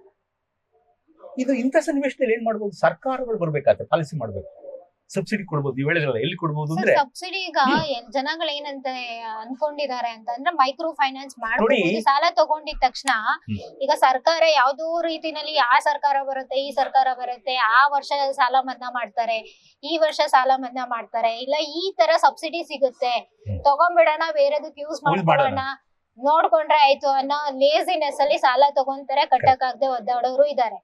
ಏನ್ ಕಟ್ಟಕ್ ಆಗಲ್ಲ ಅನ್ನೋದಕ್ಕಿಂತ ತಗೋಬೇಕಾದ್ರೆ ಯಾವ ಇಂಟೆನ್ಷನ್ ಅಲ್ಲಿ ಸಾಲ ತಗೊಂಡಿರ್ತಾರೆ ಅದು ಪರ್ಪಸ್ಫುಲಿ ಕರೆಕ್ಟ್ ಆಗಿ ಯೂಸ್ ಆಗ್ಲಿಲ್ಲ ಅಂದ್ರೆ ಈ ಸೂಸೈಡ್ ಕೇಸ್ಗಳೆಲ್ಲ ಜಾಸ್ತಿ ಆಗತ್ತೆ. ಆದ್ರೆ ಅವ್ರಿಗೆ ಆ ಕೇಪಬಿಲಿಟಿ ಇರಬೇಕು. ನೋಡಿ ಇವರು ಇನ್ನೊಂದು ಹೇಳ್ತೀನಿ, ಬಹಳ RBI ಮೊನ್ನೆ 24ರಲ್ಲಿ ಒಂದು ಕಂಡಿದೆ, ಭಾರತದಲ್ಲಿರುವ ಸ್ವಸಹಾಯ ಸಂಘಗಳಲ್ಲಿ 100ಕ್ಕೆ 80ರಷ್ಟು ಜನರು ಸೂಕ್ಷ್ಮ ಹಣಕಾಸು 5-6 ಸಾಲ ತೆಗೆದುಕೊಂತಾರಂತೆ. ಒಬ್ಬನೇ ವ್ಯಕ್ತಿ 5-6 ಸಂಸ್ಥೆಗಳಿಂದ ಸಾಲ ತೆಗೆದುಕೊಂತಾನೆ. ಒಂದ್ ಕಡೆ 60, ಇನ್ನೊಂದ್ ಕಡೆ 2 ಲಕ್ಷ. ಹಿಂಗ್ ತಗೊಂಡ್ರೆ ಸಾಲದ ಬಂಡ ಅವನ ಮೇಲೆ ಬಿದ್ದು ಅಲ್ಲೇ ಸತ್ತೋಗ್ಬಿಡ್ತಾನೆ. ಅದಕ್ಕೆ ಬಡ್ಡಿಯಲ್ಲಿ ಕಟ್ತಾನೆ, ಅಸಲಲ್ಲಿ ಕಟ್ತಾನೆ, ಕಂತಲ್ಲಿ ಕಟ್ತಾನೆ. ಇದು ವಾಸ್ತವಿಕ ಸಂಗತಿ. ಇದು ಕರೆಕ್ಟ್ ಇದೆ ಸರ್. ಈಗ ನಾರ್ಮಲ್ ಬ್ಯಾಂಕ್, ನ್ಯಾಷನಲೈಸ್ ಬ್ಯಾಂಕ್ ಏನ್ ಮಾಡ್ತವೆ ಅಂದ್ರೆ ಕ್ರೆಡಿಟ್ ಇದಿದೆ. ಹೌದು, ಓಕೆ, ಕ್ರೆಡಿಟ್ ಸ್ಕೋರ್ ಅಂತ ಬರುತ್ತೆ. Credit rates. ಅದ್ರಲ್ಲಿ ಏನಾಗುತ್ತೆ ಅಂತ ಅಂದ್ರೆ ಒಬ್ಬ ವ್ಯಕ್ತಿ ಅವನು ಪ್ಯಾನ್ ಕಾರ್ಡ್ ಬೇಸಿಸ್ ಅಲ್ಲಿ ಎಷ್ಟೆಲ್ಲಾ ಸಾಲ ತಗೊಂಡಿದ್ದಾನೆ ಅನ್ನೋದನ್ನ ಅವ್ರೇನ್ ಮಾಡ್ತಾರೆ ಟ್ರ್ಯಾಕ್ ಇಟ್ಕೊಂಡಿರ್ತಾರೆ. ಬೇಸ್ಡ್ ಆನ್ ದ ಟ್ರ್ಯಾಕಿಂಗ್ ಬೇರೆ ಬ್ಯಾಂಕ್ ಅವ್ರು ಸಾಲ ಕೊಡ್ಬೇಕಾದ್ರೆ ಇವ್ರ ಮೇಲ್ ಸಾಲ ಎಷ್ಟಿದೆ ಅಂತ ಚೆಕ್ ಮಾಡ್ತಾರೆ. ಅವ್ರಿಗೆ ಎಲಿಜಿಬಿಲಿಟಿ ಇದ್ರೆ ಮಾತ್ರ ಬ್ಯಾಂಕ್ ಅವ್ರು ಕರೆಕ್ಟ್ ಆಗಿ ಸಾಲ ಕೊಡ್ತಾರೆ. ಮೈಕ್ರೋ ಫೈನಾನ್ಸ್ ನೋಡಿ, ಮಾಲ್ಗಾನ್ ಕಮಿಟಿ ಏನ್ ಹೇಳುತ್ತೆ ಅಂದ್ರೆ ಇವುಗಳನ್ನ ಡಿಜಿಟಲೈಸೇಷನ್ ಮಾಡ್ಬೇಕು. ಒಬ್ಬ ಸೂಕ್ಷ್ಮ ಹಣಕಾಸಿನ ಕಸ್ಟಮರ್, ಬಡ ರೈತರ ಸದಸ್ಯರು ಎಲ್ಲಿ ಸಾಲ ತೆಗೆದುಕೊಂತಾರೆ, ಎಷ್ಟು ಸಾಲ ತೆಗೆದುಕೊಂತಾರೆ, ಎಷ್ಟು ರೀಪೇ ಮಾಡಿದ್ದಾರೆ, ಎಷ್ಟು ಯಾವ್ದು ಬಳಸ್ತಾ ಇದಾರೆ, ಎಲ್ಲವನ್ನು ಮಾಡಿದ್ರು ಇದನ್ನ ಟೆಕ್ನಾಲಜಿಕಲ್ ತಾಂತ್ರಿಕ ಜ್ಞಾನದ ಕೋವನ್ನು ಅಳವಡಿಸಿಕೊಂಡಿದೆ. ಮೂಗ್ದಾರವನ್ನ ಇಲ್ಲಿ ಏನಾಗಿದೆ, ನಾವು ಸರ್ಕಾರಿ ಬ್ಯಾಂಕ್ಗಳಿಗೆ ಮೂಗ್ದಾರ ಹಾಕಿದೀವಿ, ಈ ಖಾಸಗಿ ಬ್ಯಾಂಕ್ಗಳು ಇದೆ ಅರ್ಧಂಬರ್ಧ ಹಾಕಿದೀವಿ. ಇದ್ರಲ್ಲಿ ದೋಖಾಗಳು ಬೇರೆ ಇದಾವೆ ನೋಡಿ. ದೋಖಾಗಳು ಇರೋದ್ರಿಂದ ಅವುಗಳನ್ನ ಕಂಟ್ರೋಲ್ ಮಾಡೋದಕ್ಕೆ ಬೇರೆ ವ್ಯವಸ್ಥೆಯನ್ನ ಮಾಡ್ತೀವಿ, ಕಮಿಟಿಗಳು ಮಾಡಬೇಕು. ಆಮೇಲೆ ಬಜೆಟ್ ನಲ್ಲಿ ಸರ್ಕಾರಗಳು ಕೂಡ 2019-20 ನಂತರ ಈ ಸೂಕ್ಷ್ಮ ಹಣಕಾಸಿನ ಅಭಿವೃದ್ಧಿಗೆ ಹೆಚ್ಚು ಹಣಕಾಸನ್ನು ವಿನಿಯೋಗ ಮಾಡ್ತಾ ಇಲ್ಲ, ಸ್ವಲ್ಪ ಕೊಡ್ತಾ ಇದ್ದಾರೆ. ಏನಿತ್ತು ಆಗ ಪ್ರಾರಂಭದ ಸುರುಸುರಿನಲ್ಲಿ ತುಂಬಾ ಚೆನ್ನಾಗಿತ್ತು. ಆಮೇಲೆ ಇದು ಕೂಡ ಸಂಸ್ಥೆಗಳ ಚಟುವಟಿಕೆಗಳು ಜಾಸ್ತಿ ಆದಂಗೆ ಜನರು ಕೂಡ ಇನ್ನೊಂದು ಸಾಲ ಮನ್ನಾ ಅನ್ನೋದಲ್ಲಿ ನೋಡಿ, ಅದು ಒಳ್ಳೆ ತಪ್ಪು ಕಲ್ಪನೆ. ದಯವಿಟ್ಟು ನಮ್ಮ ಗ್ರಾಮೀಣ ಪ್ರದೇಶದ ಜನರಿಗೆ ನಾನು ಕೇಳ್ಕೊಳೋದಿಷ್ಟೇ, ಸ್ವಸಹಾಯ ಸಂಘಗಳು ವೈಯಕ್ತಿಕ ಸಾಲ ತೆಗೆದುಕೊಂಡ್ರಿಂದ ಯಾವತ್ತೂ ಕೂಡ ಸಾಲ ಮನ್ನಾದ ಬಗ್ಗೆ ಯೋಚನೆ ಮಾಡಬೇಡಿ. ಸಾಲ ನೀವು ತಗೊಂಡಾಗ ಉತ್ಪಾದನೆ ಬೆಳೆಸಿ, ತೀರಿಸಿ. ಸ್ವಲ್ಪ ಒಂದೆರಡು ಸರಿ ತಪ್ಪಾಗ್ಬೋದು, ಆದ್ರೆ ನಮ್ಮದು ಒಂದು ಪ್ರಾಮಾಣಿಕತೆ ಏನಂದ್ರೆ ಮೇಡಮ್, ಈ ಸ್ವಸಹಾಯ ಸಂಘದ ಸದಸ್ಯರು ನಾವು ತೀರಿಸಲ್ಲ ಅನ್ನಲ್ಲ, ನಿಧಾನವಾಗಿ ತೀರಿಸ್ತೀವಿ ಅಂತಾರೆ. ಅದು ಬಹಳ ಅತ್ಯಮೂಲ್ಯವಾಗಿ. ಇದನ್ನ RBI ಚಿಂತನೆ ಮಾಡ್ತಾ ಅದ್ರ ಮೇಲೆ ಕಾನೂನುಗಳನ್ನ ಹೊಸದಾಗಿ ಮಾಡ್ಬೇಕು. ಈಗ ಕೋವಿಡ್ ಬಂದಾಗ ಏನ್ ಮಾಡಕ್ಕಾಗಲ್ಲ, ಡಿಪ್ರೆಷನ್ ಇದೆ ಇಡೀ ವರ್ಲ್ಡ್ ಅಲ್ಲಿ. ಈಗ ದುಡ್ಡೇ ಇಲ್ಲ, ಕಟ್ಟಿದ್ರೆ ಏನ್ ಮಾಡ್ತಾರೆ? ಕೋವಿಡ್ ಒಂದೇ ಅಲ್ಲ, ಅವ್ರು ಏನ್ ಮಾಡ್ತಿದ್ದಾರೆ, ಇದು ಒಂದು ಅನುತ್ಪಾದಕ ಸಾಲವನ್ನ ತೆಗೆದುಕೊಳ್ತಾ ಇದ್ದಾರೆ. ರೂರಲ್ ಈಗ ಆಮೇಲೆ ಇನ್ನೊಂದು ಪ್ರಶ್ನೆಯನ್ನ ನೀವೇ ಕೇಳ್ಬೋದು, ಈಗ ಎಲ್ಲ ಆತ್ಮಹತ್ಯೆ ಮಾಡ್ಕೊಂತಾರೆ, ಗೌರ್ಮೆಂಟ್ ಯಾಕೆ ಈಗ ಪ್ರಶ್ನೆ ಕೇಳಿದ್ರು, ವಿರೋಧ ಪಕ್ಷದ ನಾಯಕರು ಹೇಳಿದ್ದಾರೆ ಸರ್ಕಾರನೇ ಯಾಕೆ ಮಾಡಬಾರ್ದು ಇಂಥವನ್ನೆಲ್ಲ ಅಂತ. ನೋಡಿ, ಸರ್ಕಾರಕ್ಕೆ 100 ಕೆಲಸ ಇರ್ತದೆ. ಸರ್ಕಾರ ಗ್ರಾಮೀಣ ಪ್ರದೇಶದ ಬಡತನ, ನಿರುದ್ಯೋಗ ಸಮಸ್ಯೆಯನ್ನು ನಿವಾರಣೆ ಮಾಡೋದಕ್ಕೆ ವೆಲ್ಫೇರ್ ಪ್ರೋಗ್ರಾಮ್ ಅಂತ ಮಾಡ್ತಾ ಇದೆ, ಸಾಕಷ್ಟು ಮಾಡ್ತಾ ಇದೆ. ಈಗ ಏನು ಅವ್ರಿಗೆ ಅಕ್ಕಿಗಳು ಕೊಡೋದಿರ್ಬೋದು, ಇದು NRIGP, ಮಹಾತ್ಮ ಗಾಂಧಿ ರೂರಲ್ ಗ್ರಾಮೀಣದು ನ್ಯಾಷನಲ್ ರೂರಲ್ ಎಂಪ್ಲಾಯ್ಮೆಂಟ್ ಪ್ರೋಗ್ರಾಮ್, ಅಲ್ಲಿ ಸ್ವಸಹಾಯ ಸಂಘಗಳಿಗೆ ಕೊಡಿ ಅಂತ ಹೇಳುತ್ತೆ. PMDY ಅಂತ ಇದೆಯಲ್ಲ, ಪ್ರೈಮ್ ಮಿನಿಸ್ಟರ್ ಧನ್ ಯೋಜನೆ ಅಂತ ಇದೆ, PMDY. ಅಲ್ಲೂ ಕೂಡ ಈ MSEME ಅಂತ ಬರ್ತದೆ, ಸಣ್ಣ ಕೈಗಾರಿಕೆಗಳಿಗೆ ಇಂಟ್ರೆಸ್ಟ್ ನ ಮೊದಲು ಕಡಿಮೆ ಹಾಕಿ ಅಂತ ಹೇಳಿ ಬದಲಾವಣೆ ಮಾಡೋದಕ್ಕೆ ಪ್ರಯತ್ನ ಮಾಡ್ತಾ ಇದ್ದಾರೆ. ಹಾಗಂತ ಹೇಳಿ ಸಾಲ ಮನ್ನಾ ಕಲ್ಪನೆ ಯಾರು ಮಾಡ್ಕೋಬಾರ್ದು. ಸಾಲ ಮನ್ನಾ ಮಾಡ್ತಾರೆ, ಆಮೇಲೆ ಮಾಡ್ತಾರೆ ಅಂತ ಹೇಳಿ ಇವ್ರು ಇನ್ನು ಸಾಲ ತಗೊಂಡ್ಬಿಟ್ಟು ಬದುಕಕ್ಕೆ ಹೋದ್ರೆ ಎಲ್ಲ ಮುಳುಗೋಗ್ಬಿಡುತ್ತೆ ಆರ್ಥಿಕ ವ್ಯವಸ್ಥೆ. ಯಾಕೆಂದ್ರೆ ಇದು ಊಸ್ಮನಿ ಹಣ. ಈಗ ಎಲ್ಲಿ ಬರುತ್ತೆ ಹಣ? ಈಗ ಹಣಕಾಸಿನ ಸಂಪನ್ಮೂಲಗಳಿಗೆ ಇವರು ಇವರು ಸಾಲ ತಂದಿರ್ತಾರೆ. ಸೂಕ್ಷ್ಮ ಹಣಕಾಸು ಸಂಸ್ಥೆಗಳು ಎಲ್ಲಿಂದ ಸಾಲ ತಂದಿದ್ದಾರೆ ಅಂತ ಕೇಳ್ಬೋದು. Where they get to finance these people ಅಂತ. ಸೂಕ್ಷ್ಮ ಹಣಕಾಸು ಸಂಸ್ಥೆಗಳು ಖಾಸಗಿಯವರಿಂದ ಎತ್ತವೆ, ಇನ್ವೆಸ್ಟರ್ಸ್ ಈಕ್ವಿಟಿ ಮಾರ್ಕೆಟ್ ಇಂದ ತಗೊಂಡ್ಬರ್ತಾರೆ. ಆಮೇಲೆ ಖಾಸಗಿ ಬ್ಯಾಂಕ್ಗಳಿಂದ ತಗೊಂತಾರೆ, ಅಂತಾರಾಷ್ಟ್ರೀಯ ಮಟ್ಟದ ಖಾಸಗಿ ಬ್ಯಾಂಕ್ಗಳಿಂದ ತಗೊಂತಾರೆ, ಆಂತರಿಕವಾಗಿರ್ತಕ್ಕಂಥ ಬ್ಯಾಂಕ್ಗಳಿಂದ ತಗೊಂಡ್ಕೊಂತಾರೆ, ಖಾಸಗಿ ಬ್ಯಾಂಕ್ಗಳಿಂದ ಸಾಲ. ಇವರು ಕೊಡ್ಬೇಕಲ್ಲ, ಸಾಲ ತೀರಿಸ್ಬೇಕಲ್ಲ. ಇವರು ಸಾಲ ತೀರಿಸ್ಬೇಕು, ಅವರು ಸಾಲ ತೀರಿಸ್ಬೇಕು. ಈಗ ಸಾಲ ತೀರಿಸಿಲ್ಲ ಅಂದ್ರೆ ಇವರು ಮುಳುಗಿ ಹೋಗುತ್ತೆ ಕಂಪನಿ. ಹಾಗಾಗಿ ಇದನ್ನ ಕೆಲವು ಕೇಳ್ತಾರೆ, ಎಷ್ಟೊಂದು ಜನ ಆತ್ಮಹತ್ಯೆ ಮಾಡ್ಕೊಳ್ತಾ ಇದ್ದಾರೆ. ಇಲ್ಲಿ ನಮ್ದು ಒಂದರೆಲ್ಲ ಕರ್ನಾಟಕದಲ್ಲಿ, ಕೇರಳದಲ್ಲಿದೆ, ಆಮೇಲೆ ತಮಿಳುನಾಡಲ್ಲಿದೆ, ಬಿಹಾರದಲ್ಲಿದೆ, ಕಾಂಬೋಡಿಯಾದಲ್ಲಿ ಆತ್ಮಹತ್ಯೆ ಮಾಡ್ಕೊಳ್ತಾ ಇದ್ದಾರೆ, ಆಮೇಲೆ ಶ್ರೀಲಂಕಾದಲ್ಲಿ ಆತ್ಮಹತ್ಯೆ ಮಾಡ್ಕೊಳ್ತಾ ಇದ್ದಾರೆ, ಆಮೇಲೆ ಸೌತ್ ಏಷ್ಯಾದ ಬಹುತೇಕ ಕಂಟ್ರಿನಲ್ಲಿ ಆತ್ಮಹತ್ಯೆ ಮಾಡ್ಕೊಳ್ತಾ ಇದ್ದಾರೆ. ಇದು ಹಂಗಂತ ಹೇಳ್ಬಿಟ್ಟು ಯಾರು ಹೇಳ್ಬೋದು, ಸರ್ಕಾರ ಏನ್ ಮಾಡಕ್ಕಾಗಲ್ಲ, RBIನೇ ಮಾಡ್ಬೇಕು ಎಲ್ಲದಕ್ಕಂತ. ಈ ಮನ ಪರಿವರ್ತನೆ ಅವರಿಗೆ ವಿವೇಕ ತುಂಬಿಸ್ಬೇಕು, ತರಬೇತಿ ಕೊಡ್ಬೇಕು NGOಗಳು. ಯಾರಿಗೆ? ಸ್ವಸಹಾಯ ಸಂಘಗಳು, ವೈಯಕ್ತಿಕ ಸದಸ್ಯರಿಗೆ, ಬಡ ಮಹಿಳೆಯರಿಗೆ. ಅದರಿಂದ ಇದನ್ನ ತೆಗಿಯಕ್ ಬರಲ್ಲ. RBI rules and regulation implement ಮಾಡಿದ್ರು ಕೂಡ ಅದು ಓವರ್ ಲೂಪ್ ಆಗಿ ಇಷ್ಟೆಲ್ಲ ಸಮಸ್ಯೆಗಳು ಹಾಕ್ತಾ ಇದೆ. ಇನ್ನೊಂದು ಇದು ಇಲ್ಲಿ ನ್ಯೂ ಮನಿ ಲೆಂಡರ್ಸ್ ಅಂತ ಹೇಳಿದೆ, ಅದ್ರ ಮೇಲೆ ಮುಗ್ದರ ಹಾಕ್ಬೇಕು. Whether they are original or not. ಅದಕ್ಕೆ ನೀವು ಜಿಲ್ಲಾ ಮಟ್ಟದಲ್ಲಿ ಹಿಡ್ಕೋಬೇಕು. ಉಸಿರು ಕುಕ್ಕೆ ಹಿಡಿದ್ರೆ ಉಸಿರು ಸತ್ತೋಗ್ಬಿಡ್ತಾರೆ ಬೇಗ. ಹಾಗೆ ಸೂಕ್ಷ್ಮ ಹಣಕಾಸಿನ ಸಮಸ್ಯೆನ ಬಗೆಹರಿಸಬೇಕು, ಕುಕ್ಕೆ ಹಿಡಿಬೇಕು ಅಂದ್ರೆ ಜಿಲ್ಲಾ ಮಟ್ಟದಲ್ಲಿ ಅವುಗಳನ್ನು ನಿಯಂತ್ರಿಸುವ ಮಾನಿಟರಿಂಗ್ ಅಥಾರಿಟಿ ಬೇಕು. ಅಥಾರಿಟಿ ಇಲ್ಲ. ನನ್ ಕೆಲಸ ಅಲ್ಲ, DC ಕೇಳಿದ್ರೆ ಅವ್ರ ಕೆಲಸ. ಪೊಲೀಸ್ನವ್ರು ಏನ್ ಮಾಡ್ತಾರೆ? ಪೊಲೀಸ್ನವ್ರು ಪಾಪ ಅವ್ರು ಹೇಳಿದ್ನಲ್ಲ, ಫ್ರಾಡ್ ಆದ್ರೆ ಅದಕ್ಕೆ ಮಾಡ್ತಾರೆ. ಪೊಲೀಸ್ನವ್ರು ಬಂದು ಇವರಿಗೆ ಹಣಕಾಸು ಕೊಡಿ ಅಂತ ಹೇಳಕ್ ಅವ್ರಿಗೆ 100 ಕೆಲಸ ಇರುತ್ತೆ ಪಾಪ. ಸರ್ಕಾರಕ್ಕೂ 100 ಕೆಲಸ ಇರ್ತವೆ. ಇದು ಸ್ವತಂತ್ರವಾಗಿ ನಡೆಯುವಂತಹ ಒಂದು ಬ್ಯಾಂಕ್ಗಳಿಂದ ನೋಡ್ರಿ ದೇಶದ ಅಭಿವೃದ್ಧಿಗೆ ನೆರವಾಗ್ತದೆ. ಈಗ ನೋಡಿ, ಸೂಕ್ಷ್ಮ ಹಣಕಾಸು ಒಂದು ಸೋಷಿಯಲ್ ಕ್ಯಾಪಿಟಲ್ ಅಂತ ಕರಿತೀವಿ. ಯಾಕೆಂದ್ರೆ ಮಹಿಳೆಯರು ಇವತ್ತೇನು ನಾವು ಶ್ರೀಮಂತರಂತೆ ಅಥವಾ ವರ್ಗದ ಇತರೆ ಜನರಂತೆ ಸಮಾನಾಗಿ ಬಾಳ್ಬೇಕು, ಚೆನ್ನಾಗಿರ್ಬೇಕು, ಒಳ್ಳೆ ಬಟ್ಟೆ ಹಾಕ್ಬೇಕು, ಒಳ್ಳೆ ತರಕಾರಿ ತಿನ್ಬೇಕು, ನಮ್ಮ ಮಕ್ಳಿಗೆ ಒಳ್ಳೆ ಎಜುಕೇಶನ್ ಕೊಡ್ಬೇಕು, ನಮ್ಮ ಮಕ್ಳಿಗೆ ಉದ್ಯೋಗ ಬೇಕು, ಇದಕ್ಕೆಲ್ಲ ಬಳಸ್ಕೊಂತ ಇದ್ದಾರೆ. ಇನ್ ಕೆಲವು ಸರಿಯಾಗಿ ಬಳಸ್ಕೊಂತಾರೆ. ಸಕ್ಸಸ್ ಸ್ಟೋರೀಸ್ 100 ಇದಾವೆ. ಕುರಿ ಮಾಡಿ, ಒಂದು ಕುರಿಯಿಂದ 100 ಕುರಿ ಮಾಡಿದ್ದಾರೆ, ಆಡುಗಳು, ಮೇಕೆಗಳು. ಆಮೇಲೆ ಪಶು ಸಂಗೋಪನೆ, ಒಂದು ಹಸು ಸಾಕಿ ಎಷ್ಟು ಉದಾಹರಣೆಗಳೇ. 100 ರೂಪಾಯಿ ಬಂದ್ರೆ 50 ರೂಪಾಯಿ ಅಷ್ಟೇ ಖರ್ಚು ವೆಚ್ಚ, ಇನ್ನು 50 ರೂಪಾಯಿ ಲಾಭ ಬರುತ್ತೆ. ತುಂಬಾ ಕಡೆ ನಾನು ನೋಡಿದ್ದೀನಿ. ಅಂದ್ರೆ ಅಲ್ಲಿ ನೀವು ನಿರಂತರವಾಗಿ ದುಡಿಮೆ ಬೇಕು, ಕರ್ಮ ದುಡಿಬೇಕು, ಕಷ್ಟ ಪಡ್ಬೇಕು, ಹಾರ್ಡ್ ವರ್ಕ್. ಬಡತನ ಶಾಪ ಅಲ್ಲ. ಬಡತನ ಯಾವಾಗ ಶಾಪ ಆಗುತ್ತೆ ಅಂದ್ರೆ ನೀವು ಸೋಂಬೇರಿಗಳಾದ್ರೆ. ಹಂಗಂತೇಳಿ ನಮ್ಮ ಸಂಘಗಳ ಸದಸ್ಯರನ್ನ ಟೀಕೆ ಮಾಡ್ತಾ ಇಲ್ಲ. ಸೋಮಾರಿತನ ಮಾಡಬಾರ್ದು, ಅನುತ್ಪಾದನಾ ಕ್ಷೇತ್ರಕ್ಕೆ ಇದನ್ನು ಬಳಸಬಾರ್ದು, ಉತ್ಪಾದನೆಗೆ ಬಳಸಬೇಕು. ಅದು ಏನ್ ಹೇಳಿದ್ರೆ ಏನೇ ಆಗ್ಲಿ ಅದು ಅಂತ ಆ ಪ್ರಾಮಾಣಿಕವಾಗಿ ಇರುತ್ತೆ. ಅದು ಇಂಥ ಸನ್ನಿವೇಶದಲ್ಲಿ ನ್ಯಾಚುರಲ್ ಕೆಲಾಮಿಟೀಸ್ ಆಗುತ್ತೆ, ಪ್ರವಾಹ ಬರುತ್ತೆ ಅಥವಾ ಇನ್ಯಾವುದೋ ಭೂಕಂಪ ಅಲ್ಲ, ಆಮೇಲೆ ಇದು ಕೋವಿಡ್ ಮಹಾಮಾರಿಗಳು. ಇಂಥ ಸನ್ನಿವೇಶದಲ್ಲಿ ಸರ್ಕಾರ ಅವುಗಳನ್ನ ರಕ್ಷಣೆ ಮಾಡಬೇಕಾದ್ರೆ ಪಾಲಿಸಿ ಹೊಸದಾದ ಪಾಲಿಸಿಯನ್ನ RBI ಮೂಲಕ. ಇದು ಪೂರ್ತಿ ಸೆಂಟ್ರಲ್ RBI ಇದೇ ಕೆಲಸ. ಇದು ಬೇರೆ ಯಾರನ್ನೂ ದೂಷಣೆ ಮಾಡೋದಲ್ಲ. ಇದು ಅದಕ್ಕೆ ನಮ್ಮನ್ನು ನಾವು ದೂಷಣೆ ಮಾಡ್ಕೋಬೇಕು. ನಾವೇನ್ ತಪ್ಪು ಮಾಡ್ತೀವಿ? ಯಾಕೆ ತಗೊಂತೀರಾ ನೀವು 5-6 ಸಾಲನ್ನ? ಅಲ್ರಿ, ಒಂದೇ ಸರಿ 10 ಕಲ್ಲು ಬಿದ್ರೆ ಮೇಲೆ ಮುಳುಗಿ ಹೋಗ್ತೀವಿ ನಾವು. ಇದು 80 ಜನ ತಗೊಂತ ಇದ್ದಾರೆ. ಇದು ಮಾಲಗನ್ ಕಮಿಟಿ ರಿಪೋರ್ಟ್ಸ್ ಮತ್ತೆ ಇತ್ತೀಚಿನ ಅಂಕಿಅಂಶಗಳು ತಿಳಿದು ಅವ್ರೆಲ್ಲರೂ ಬಂದು ಸೇರ್ಕೊಂಡ್ಬಿಟ್ರೆ ಗ್ರಹಗಳು 9 ಗ್ರಹಗಳು ಮನೆ ಮೇಲೆ ಕೂತ್ಕೊಂಡಂಗೆ ಆಗ್ತವೆ. 5-6 ಹಣಕಾಸಿನ ಸಂಸ್ಥೆಗಳು ಬಂದು ಕೂತ್ಕೊಂಡ್ರೆ ನಮ್ಮ ಮೇಲೆ ನಾವು ಗತಿ ಏನಾಗುತ್ತೆ, ಬಡವರ ಗತಿ. ಆಮೇಲೆ ಈ ಸೂಕ್ಷ್ಮ ಹಣಕಾಸುಗಳು ಎಂಥ ಬದಲಾವಣೆ.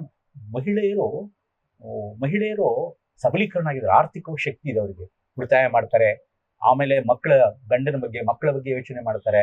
ಇನ್ನೊಂದು ಬಹಳ ಮುಖ್ಯವಾಗಿ ಅವರು ಕೂಡ ಬ್ಯಾಂಕ್ಗಳೊಡನೆ ವ್ಯವಹಾರ ಮಾಡ್ತಾರೆ. ಅವರ ಸಂಚರಿಸುವ ವೇಗ, ಮೊಬಿಲಿಟಿ ಆಫ್ ಲೇಬರ್, ಇವ್ರು ವುಮೆನ್ಸ್ ಹೆಚ್ಚಾಗ್ತಾ ಇದೆ. ಇನ್ನೊಂದು ಬಹಳ ಮುಖ್ಯವಾಗಿ ಅವರು ಕೂಡ ರಾಜಕೀಯದಲ್ಲಿ ಭಾಗವಹಿಸ್ತಾ ಇದ್ದಾರೆ, ಆರ್ಥಿಕ ಸಬಲತೆ ಪಡ್ಕೊಳ್ತಾ ಇದ್ದಾರೆ. ಆಮೇಲೆ ನಾವು ಎಲ್ಲರಂತೆ ಬದುಕಬೇಕು ಅಂತ ಇದ್ದಾರೆ. ಇದು ವುಮನ್ ಬ್ಯಾಂಕ್, ವುಮನ್ ಎಂಪವರ್ಮೆಂಟ್ ಅಂತ ಹೇಳ್ತೀವಿ. ಬಹಳ ಮುಖ್ಯವಾದಮ್ಮ. ಈಗ ನಷ್ಟಗಳು, ಸಮಸ್ಯೆಗಳಿರ್ಬೋದು, ಹಂಗಂತೇಳಿ ಮೂಗು ನೆಗಡೆ ಬಂತು ಮೂಗು ಕುಯ್ಯಂಗಿಲ್ಲ. ಏನ್ ಮಾಡ್ಬೇಕು? ನಾವು ಒಬ್ಬನ ಸರಿಪಡಿಸೋದಕ್ಕೆ ಏನ್ ಮಾಡ್ಬೇಕು? RBI ಇನ್ನೂ ಹೊಸ ರೂಲ್ಸ್ ಗಳನ್ನ ತರಬೇಕು. ಮಾನಿಟರಿಂಗ್ ಸೆಲ್ ಅನ್ನ ಮಾಡ್ಬೇಕಾಗ್ತದೆ ಜಿಲ್ಲೆಗಳಲ್ಲಿ. 3ನೇದಾಗಿ ಏನ್ ಮಾಡ್ಬೇಕಪ್ಪ ಅಂತಂದ್ರೆ, ಈ RBI, ಕೇಂದ್ರ ರಾಜ್ಯ ಸರ್ಕಾರಗಳು, NGOಗಳು, ಆಮೇಲೆ commercial banks, regional rural banks, ಮತ್ತೆ ಕೋಆಪರೇಟಿವ್ ಬ್ಯಾಂಕ್ಸು, ಇವುಗಳು ಸೂಕ್ಷ್ಮ ಹಣಕಾಸು ಸಂಸ್ಥೆಗಳು ಇವೆಲ್ಲವನ್ನು ಕೂತು ಯೋಚನೆ ಮಾಡಿ ಒಂದು ಸಮನ್ವಯ ಮಾರ್ಗವನ್ನ, ಹೊಸ ಸೂಚಿ ಹೇಳಿದ್ನಲ್ಲ, ಡಿಸ್ಟ್ರಿಕ್ಟ್ ಲೆವೆಲ್ ಇದು ಮಾಡಬೇಕು. NGOಗಳ ಪಾತ್ರ ಜಾಸ್ತಿ. ಲೋಕಲ್ NGOಗಳಿಲ್ಲ ನಮ್ಮಲ್ಲಿ. ಊರಿನಲ್ಲಿ ತರಬೇತಿ ಕೊಡೋದು ಯಾರಿಗೂ ಅವರಿಗೆ, ಸಂಘಗಳಿಗೆ. ರಾಜಕೀಯ ಬಳಸಬಾರದು ಈ ಸಂಘಗಳ ವ್ಯವಹಾರದಲ್ಲಿ. ಇದೊಂದು ಬಹಳ, they should far away from political intervention. ಸಾಲ ಮನ್ನಾ ಮಾಡ್ತಾರೆ, ಬಿಡಪ್ಪ ನಾನೇ ಕಟ್ಟಬೇಕು, ಸಬ್ಸಿಡಿ ಕೊಡ್ತಾರೆ ನಾನೇ ಕಟ್ಟಬೇಕು ಅಂದ್ರೆ ಅದು ನಮ್ಮನ್ನೇ ಮುಳುಗಿಸುತ್ತೆ.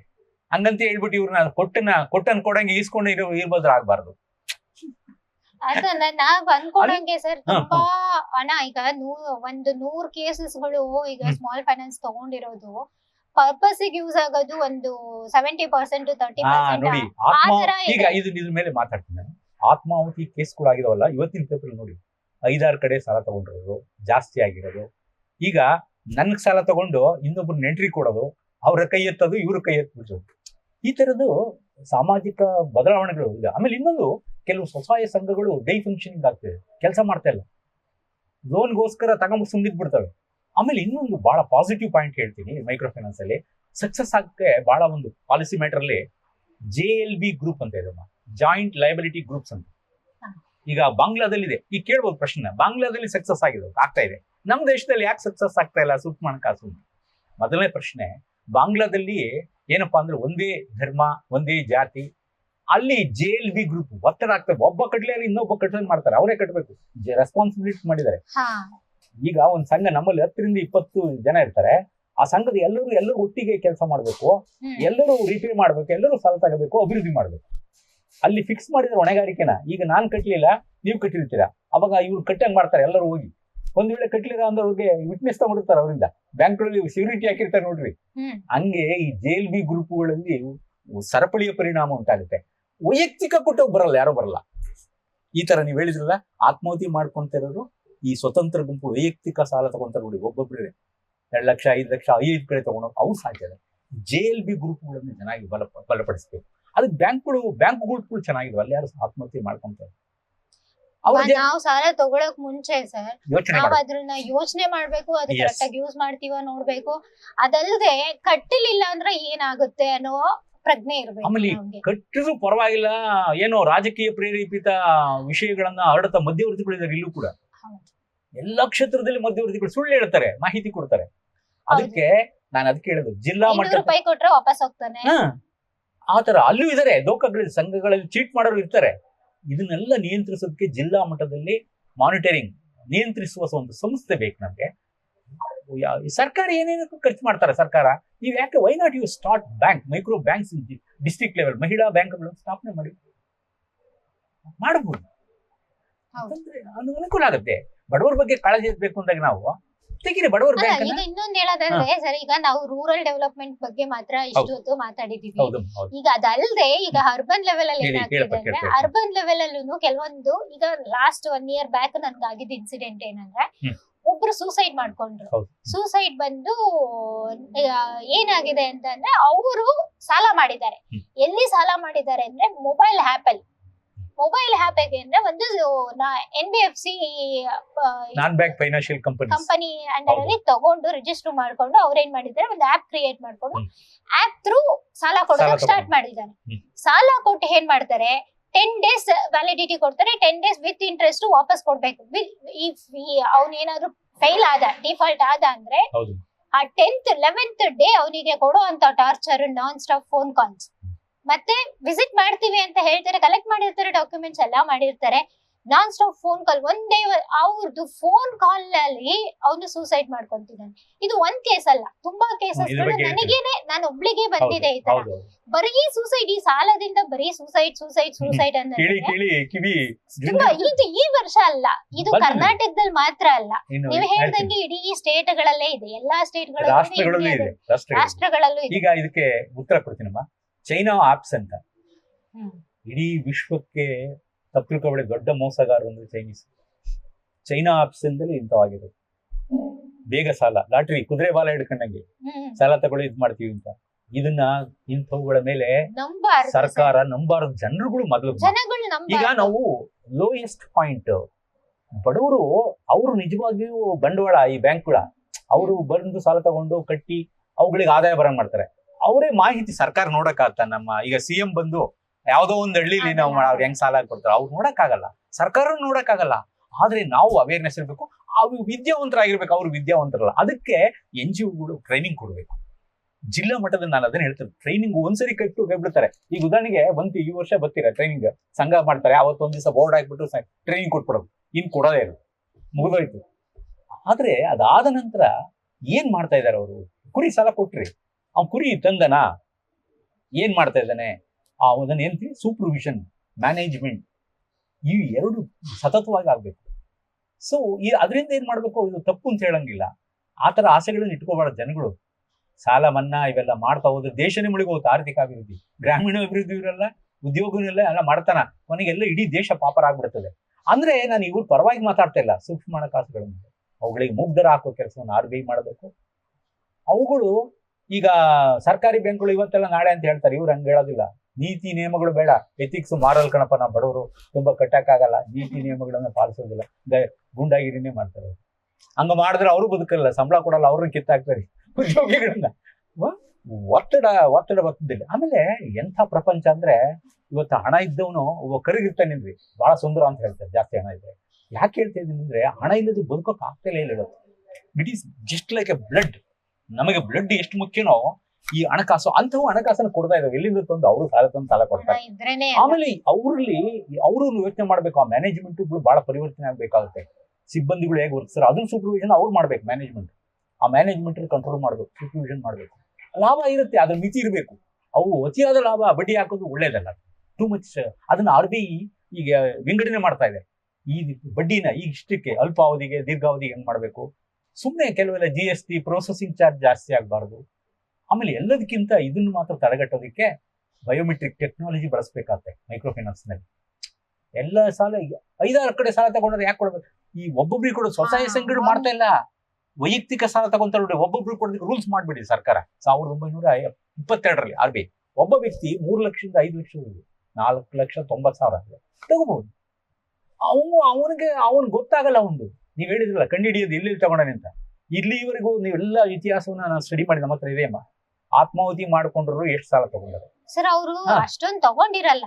ಜನರಲ್ ಆಗಿ ಈಗ ರೂರಲ್ ಸೈಡ್ ಅವರಲ್ಲ ಅಲ್ಲ, ಇಲ್ಲಿ 30,000ದಿಂದ 10,000ದಿಂದ 5,000ದಿಂದ 10,000-20,000 ರೂಪಾಯಿಗೆ ಸಾಲ ಮಾಡ್ಕೊಂಡು ಸೂಸೈಡ್ ಇತ್ತೀಚೆಗೆ ಹೇಳ್ತೀನಿ, ಗೃಹ ಸಾಲ ಅಂತ ಕೊಡ್ತಾ ಇದ್ದೀವಿ.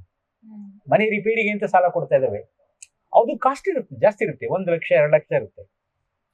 ಅದು ನಾವು ಈಗ ನ್ಯಾಷನಲೈಸ್ಡ್ ಬ್ಯಾಂಕ್ಗಳು ಅವರು ಕೊಡಲ್ಲ, ಎಲಿಜಿಬಿಲಿಟಿ ಇದ್ರೆ ಮಾತ್ರ ಕೊಡ್ತಾರೆ, ಇಲ್ಲ ಕೊಡಲ್ಲ, ಕೊಡೋದೇ ಇಲ್ಲ.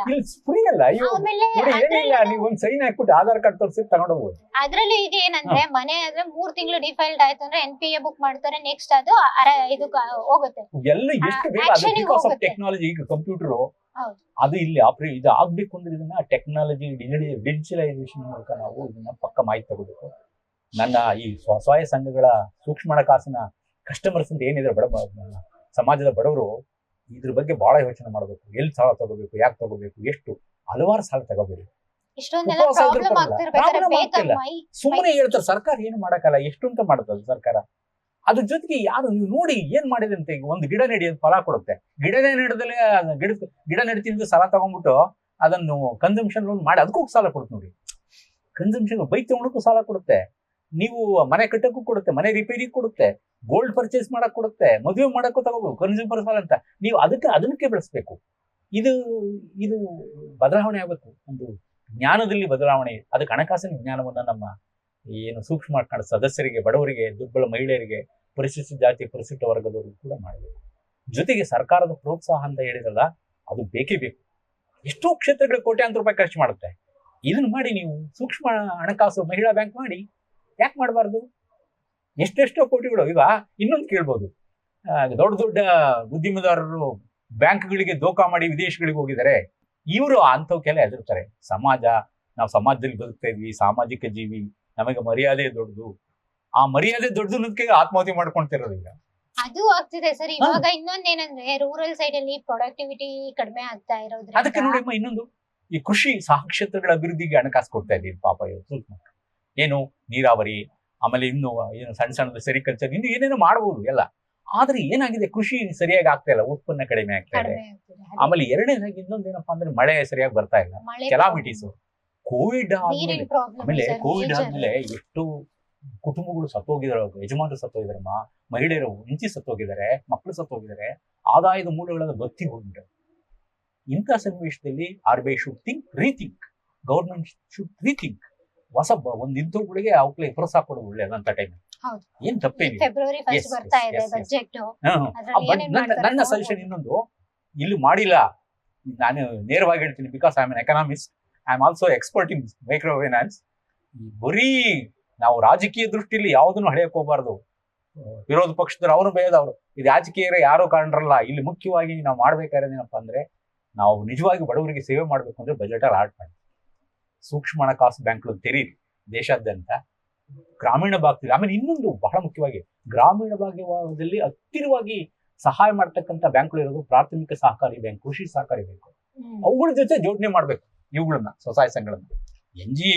NBFI ಸ್ಥಿತಿಗೆ ಒಂದು ಇದು ಮಾಡಿದ್ರೆ ಈ ಕೃಷಿ ಸಾಲ ಕೊಡ್ತಾರಲ್ಲಮ್ಮ ಹಳ್ಳಿಗಳಲ್ಲಿ, ಆ ಬ್ಯಾಂಕ್ಗಳು ಅವು ಸಾಲದಲ್ಲಿ ಇದಾವೆ, ಅವು ಓವರ್ ಡ್ಯೂಸ್ ಆಗ್ಬಿಡಿ, NPA ಜಾಸ್ತಿ ಇದೆ. ಬಹಳ ಮುಖ್ಯವಾಗಿ ಇವರ ಮನ ಪರಿವರ್ತನೆ ಆಗ್ಬೇಕು. ಅವ್ರದ್ದು ಸಾಲ ತೀರ್ಸೋದಕ್ಕೆ ಗವರ್ಮೆಂಟ್ ಸಬ್ಸಿಡಿ ಕೊಡುತ್ತೆ ಸರ್, ಅಲ್ಲಿ ಕೊಡುತ್ತೆ, ಇಲ್ಲಿ ಕೊಡಲ್ಲ. ಬ್ಯಾಂಕಿಗೆ ಕೊಡುತ್ತೆ. ಇಲ್ಲಿ ಸಬ್ಸಿಡಿ ಕೊಡಕ್ಕೆ ಯಾಕಾಗಲ್ಲ ಅಂದ್ರೆ ಇವರು ಸಾಲ ತಗೊಂಡಿರ್ತಾರೆ, ಅದು ಬಡ್ಡಿ ಕಟ್ತಾರೆ. ಆಮೇಲೆ ಇಲ್ಲಿ ಮಧ್ಯೆ ಒಂದು ಲೂಪೋಲ್ ಏನಾಗ್ತಾ ಇದೆ ಅಂದ್ರೆ high rate of interest and ಅದು ಬಡತನದ ವಿಷ ಋತುಗಳಿಗೆ ಕಾರಣ ಆಗಿ ಇದಾಗ್ತಾ ಇದೆ. ಅದು ಮುಖ್ಯ ಕಾರಣ. ಅದರಿಂದ ನನ್ನ ಉದ್ದೇಶದಲ್ಲಿ ಏನ್ ಹೇಳ್ತಿದ್ರೆ ಈ ಕಾನ್ಸೆಪ್ಟ್ ಸೂಕ್ಷ್ಮ ಹಣಕಾಸು 50 ವರ್ಷದಿಂದ ಬರ್ತಾ ಇದೆ ನಮ್ಗೆ, ಇವತ್ತಿಂದಲ್ಲ. ಈ ಕೋವಿಡ್ ಮಹಾಮಾರಿ ಬಂದ ನಂತರ ಆರ್ಥಿಕ ಹಿಂಜರಿತ ಆದ ನಂತರ ಇಂಥ ಸಮಸ್ಯೆಗಳಾಗ್ತಾ ಇದೆ.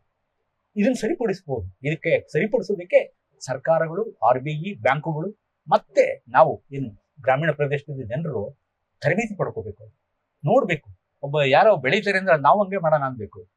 ಬಡತನ ಶಾಪವಲ್ಲ, ಆದ್ರೆ ಬಡತನವನ್ನ ನೀವು ಕಷ್ಟಪಟ್ಟು ದುಡ್ದು ಹೋಗ್ಲಾಡಿಸ್ಬೋದು. ಇದು ವಿವೇಕಾನಂದರು ಹೇಳಿರೋ ಮಾತು. We should poverty is not a curse. ಯಾವಾಗ ಕರ್ಸ್ ಆಗುತ್ತೆ ಅಂದ್ರೆ ಸೋಂಬೇರಿಗಳಾಗುತ್ತೆ. ಆದ್ರಿಂದ ಇದನ್ನ ಪುನಶ್ಚೇತನಗೊಳಿಸಿ ಸೂಕ್ಷ್ಮ ಹಣಕಾಸನ್ನು ಸ್ಟಾಪ್ ಮಾಡಕ್ ಹೋಗ್ಬೇಡಿ. ಏನೋ ನೆಗಡೆ ಬಂತಂದ್ರೆ ಮೂಗನೆ ಕುಯ್ದಾಕ್ಬಿಟ್ರೆ ಅವನಿಗೆ 10 ರೂಪಾಯಿ ಸಿಗುತ್ತೆ. ಮೈಕ್ರೋ ಫೈನಾನ್ಸ್ ಸ್ಟಾಪ್ ಆದ್ರೆ ಬ್ಲಡ್ ಸ್ಟಾಪ್ ಆದಂಗೆ ಅಷ್ಟೇ ಅಮ್ಮ. ಈಗ 2 ಭಾಗ, ಬಲಗೈ ಎಡಗೈ. ಈಗ ಸರ್ಕಾರಿ ಬ್ಯಾಂಕ್ಗಳು ಬಲಗೈ, ಒಬ್ಬ ದುರುಪಯೋಗ ಪಡಿಸ್ಕೊಂಡ್ರೆ ಒಬ್ಬ ಅನುಕೂಲ ಪಡ್ಕೊಳ್ಳೋನು ಇದ್ದೇ ಇರ್ತಾನೆ. ಹೌದು. ಆದ್ರೆ ನಮ್ಮ ದೇಶದ ಆರ್ಥಿಕ ವ್ಯವಸ್ಥೆಯಲ್ಲಿ ಸಾಲ ಮನ್ನಾ ಅನ್ನೋದು ಬಂದ್ಬಿಟ್ಟು ಬಿರುಗಾಳಿ ಹಾಳು ಮಾಡ್ತಾ ಇದೆ ಸಾಲದ ವಿಷ ಚಕ್ರವನ್ನ. ಸಾಲದಿಂದ ಉತ್ಪಾದನೆ ಆಗ್ಬೇಕು, ಉತ್ಪಾದನೆಯಿಂದ ಉದ್ಯೋಗ, ವರಮಾನ ಆಗ್ಬೇಕು, ದೇಶ ಅಭಿವೃದ್ಧಿ, ಜನಗಳ ಅಭಿವೃದ್ಧಿ ಆಗ್ಬೇಕು.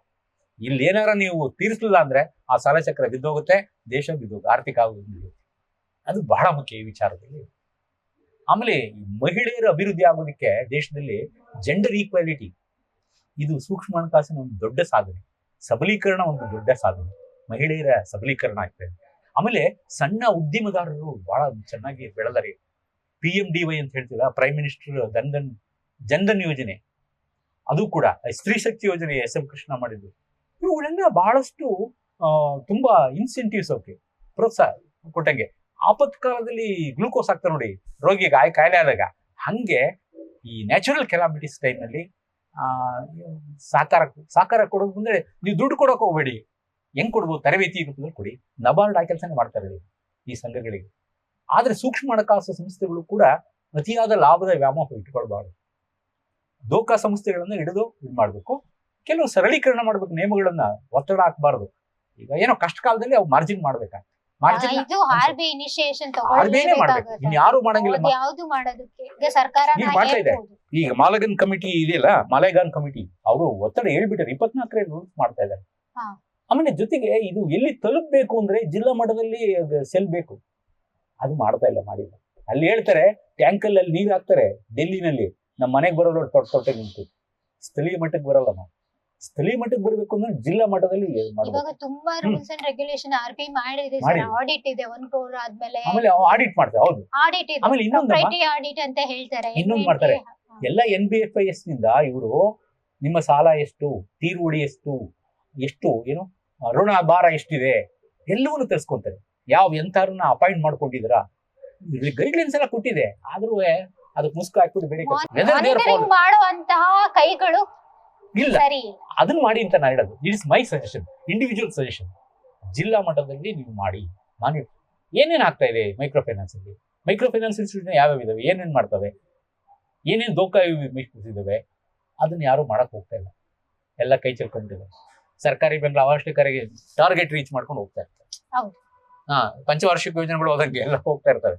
ಅದಕ್ಕೆ ಇತ್ತೀಚೆಗೆ ಯಾಕಿದ್ರು ಕ್ಷೋಭೆ ಜಾಸ್ತಿ ಆಗಿದೆ ಅಂದ್ರೆ because of national calamities and 2019-20 ಇದು ಕೋವಿಡ್ ಎಪಿಡೆಮಿಕ್ಸ್ ಬಹಳ ದುಷ್ಪರಿಣಾಮ ವರ್ಲ್ಡ್ ಅಲ್ಲೇ ಆಗಿದೆ. ಬಟ್ ಲಕ್ಕಿ ಅಂತಂದ್ರೆ ನಮ್ಮ ದೇಶದ ಆರ್ಥಿಕತೆ ಚೆನ್ನಾಗಿದೆ. Because we're lucky, growth rate ಚೆನ್ನಾಗಿರೋದ್ರಿಂದ ಉಸಿರಾಡ್ತಾ ಇದೀವಿ, ಅನ್ನ ತಿನ್ಕೊಂಡು.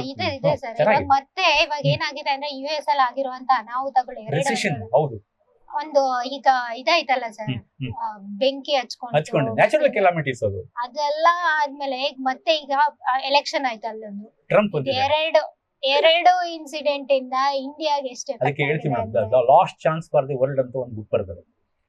ಪ್ರಪಂಚಕ್ಕಿರುವ ಕೊನೆಯ ಅವಕಾಶ. ನಾವು ನಮಗೆ ಪ್ರಕೃತಿ ಅನ್ನ ಕೊಡುತ್ತೆ, ಆದ್ರೆ ಆ ಪ್ರಕೃತಿನ ಹಾಳು ಮಾಡಕ್ ಹೋಗ್ತಾ ಇದೀವಿ. ಪ್ರಕೃತಿ ಹಾಳಾಗೋದ್ರೆ ನಾವು ಕೊನೆಗೆ ಒಂದ್ ದಿವಸ ಎಲ್ಲ ಮುಳುಗಿ ಹೋಗ್ತೀವಿ, ಇಡೀ ವ್ಯವಸ್ಥೆನೇ ಕೊಲಾಪ್ಸ್ ಆಗ್ಬಿಡುತ್ತೆ. ಅದು ಮಾಡ್ಕೊಡಬೇಡಿ. ಹಸು ಹಾಲು ಕೊಡುತ್ತೆ, ಹಸುನೇ ನಾವು ಕೊಂದ್ಬಿಡ್ಬಾರ್ದು ಅಥವಾ ಇನ್ನೇನೋ ಮಾಡಬಾರ್ದು. ಮರ ತಮಗೋಸ್ಕರ ಏನು ಮಾಡ್ಕೊಳೋದಿಲ್ಲ, ಫಲ ಕೊಡುತ್ತೆ, ಅದು ನಾವು ಮಾಡ್ಬೇಕು. ಅದಕ್ಕೆ ಇಲ್ಲಿ ಏನು ಅಂತಂದ್ರೆ ವ್ಯವಸ್ಥೆಯನ್ನ ನಾವು ಹಣವನ್ನ ತೆಗಿಯಕ್ಕಾಗಲ್ಲ. ಹಣ ಬಹಳ ಮುಖ್ಯ. ನೀರಿಲ್ದಿರು ನೀರಿಗಿಂತಲೂ ಅಮೂಲ್ಯ. ಈಗ ಪ್ರತಿಯೊಂದು ಕ್ಷಣದಲ್ಲಿ ನೀವು ಎಲ್ಲಿಂದ ಎಲ್ಲಿಗೆ ಹೋಗ್ಬೇಕು, ಹಣ ಇಲ್ದಿರ ಇಲ್ಲ. ನಿಮ್ಗೆ ಹೇಳ್ತಾ ಇದ್ದೆ, ಜೋಬಲ್ಲಿ ಹಣ ಇದ್ರೆ ನಾವು ಚಟುವಟಿಕೆಯಿಂದ ಕೂತ್ಕೊಂಡಿರ್ತೀವಿ. ಜೋಬ ಇಲ್ಲ ಅಂದ್ರೆ ಬರೋ ಮೂಲಿ ಬೀಗ ಹಾಕೊಂಡಿರ್ತೀವಿ. It is prime mover, it is a blood just like it makes everything. ಅದರಿಂದ ನಾವು ಇದನ್ನ ಅರಿವು ಮೂಡಿಸ್ಬೇಕು ಗ್ರಾಮಾಂತರ ಬಡ ಜನರಲ್ಲಿ. ಹಣ ಬಹಳ ಇಂಪಾರ್ಟೆಂಟ್, ₹1 ಬಹಳ ಇಂಪಾರ್ಟೆಂಟ್. ಈಗ ಡೆಮಾನ್ಸ್ಟ್ರೇಷನ್ ಇಫೆಕ್ಟ್ ಆಗ್ತಾ ಇದೆ. ನಗರ ಜನರು ಹಂಗಿದ್ದಾರೆ, ಮನೆ ಕಟ್ತಾರೆ. ನಮಗೆ ಊಟಕ್ಕಿರಲ್ಲ, ಮನೆ ಕಟ್ಟಬೇಕು ಅಂತ ಹೋಗ್ತಾರೆ. ಸಾಲ ಸಾಲ ಸಾಲ. ನಾನು ಇಲ್ಲಿ ಹಳ್ಳಿಗಳಲ್ಲಿ ನೋಡಿದ್ವಿ, ಅದು ಕೇಸ್ಗಳು ಹೇಳಕ್ ಹೋಗಿಲ್ಲ ನಂತು. ಈಗ ನಮಗೆ ಬೇಕಾದ್ರೆ ಫಸ್ಟ್ ಬಟ್ಟೆ, ಅನ್ನ, ಬಟ್ಟೆ, ಆಮೇಲೆ ಮನೆ. ಈ ಮೊದಲು ಒಂದೊಂದಾಗಿ ತೀರಿಸ್ಕೊಂತ ಹೋಗ್ಬೇಕು ಸ್ವಸಹಾಯ ಸಂಘಗಳು. ಈ ದಿಢೀರ್ನೆ ಅವ್ರಂತೆ ಅವ್ರೊಂದು ಕರ್ತಂದು ನಾನು 2 ಕರ್ತತೀನಿ, ಇವರು 3 ಕರ್ತಂದು ನಾನು 4 ಕರ್ತೀನಿ. ಸಾಲ ತಗೊಂಡು ಈ ದುಡ್ಡು ತಗೊಂಬನ್ನಿ ಬೇಷ್ ಅಂತ. ಈ ತರ ಸಾಲದಲ್ಲಿ ಮಾರಿ ಜಾತ್ರೆ, ದೊಡ್ಡ ಮಾರಮ್ಮನ ಜಾತ್ರೆ ಮಾಡೋದು ಒಳ್ಳೇದಲ್ಲ. ಅಂದ್ರೆ ನಾವು ಅನಾವಶ್ಯಕವಾಗಿ ಖರ್ಚು ಮಾಡೋದು. ಜಾತ್ರೆ ಮದ್ವೆ ಮಾಡ್ತಾರೆ, ಮದುವೆ ಮಾಡ್ತಾರೆ, ಸಾಲ ಮಾಡಿ ಫಂಕ್ಷನ್ಸ್ ಮಾಡ್ತಾರೆ, ಸಾಲ ಮಾಡಿ ಎಲ್ಲದೂ ಅದಕ್ಕೆ ಎಲ್ಲ ಮಾಡ್ಕೊಂತಾರೆ ಸರ್. ಕೊನೆಗೆ ಸಿಗಾಕೊಂಡು ಸಾಯ್ತಾರೆ. ಸಾಲದ ವಿಷರೂಪದಲ್ಲಿ ಸಿಕ್ಕಿ ಅದು ಸುಳಿಲ್ ಸಿಕ್ತಂಗೆ, ಸಮುದ್ರದ ನೀರಿನ ಸುಳಿಯಲ್ಲಿ. ಯಾರು ಕೊಟ್ಟವ್ರು ಯಾರು ಬಿಡಲ್ಲ ಸರ್. ಇಲ್ಲಮ್ಮ, ಯಾರು ಕೊಟ್ಟವ್ರು ಇಲ್ಲ. ನೀವು ಈಗ ಖಾಸಗಿರಲ್ಲಿ ಬಿಡಲ್ಲ, ಸರ್ಕಾರದಲ್ಲಿ ಬಿಡ್ಬೋದು. ಅವಾಗ ಯಾರು ನಮ್ಮ ಸರ್ಕಾರದ ಕೆಲಸ, ಸರ್ಕಾರದ ಹೋದ್ರೆ ಬಿಡಪ್ಪ ಅಂತಾರೆ. ದೇಶ ಒಳಗೆ ಹೋಗುತ್ತೆ ಕೊನೆಗೆ. One day nation will face the problem. ಆಮೇಲೆ ನಮ್ಮ ಸಂಘಗಳದ್ದು ಬಡವರದ್ದು ಸಮಸ್ಯೆ ಅಂತಲ್ಲ, ಅವ್ರಿಗೆ ಅರಿವು ಬೇಕು. ಅರಿವು ಬಂದ್ರೆ ಬಹಳ ಮಾತ್ರ ಅಲ್ಲ ಸರ್, ದೊಡ್ಡ ಲೆವೆಲ್ ಅಲ್ಲೂ ಸೂಸೈಡ್ ಮಾಡ್ಕೊಂಡಿರೋರು ಇದ್ದಾರೆ. ಹೇಳ್ತೀನಿ ಕೇಳಿ, ಈಗ ಒಬ್ಬ ಬಿಸಿನೆಸ್ ಮೆನ್ MSc ನಲ್ಲಿ ಮಾಡಿದ್ದಾರೆ. MSc ನಲ್ಲಿ ಇದ್ದಕ್ಕಿದ್ದಂಗೆ ಕ್ಲೋಸ್ ಮಾಡ್ಬಿಟ್ರೆ ನಮ್ಮ HSR ಲೇಔಟ್ ಬಂದಾಗ.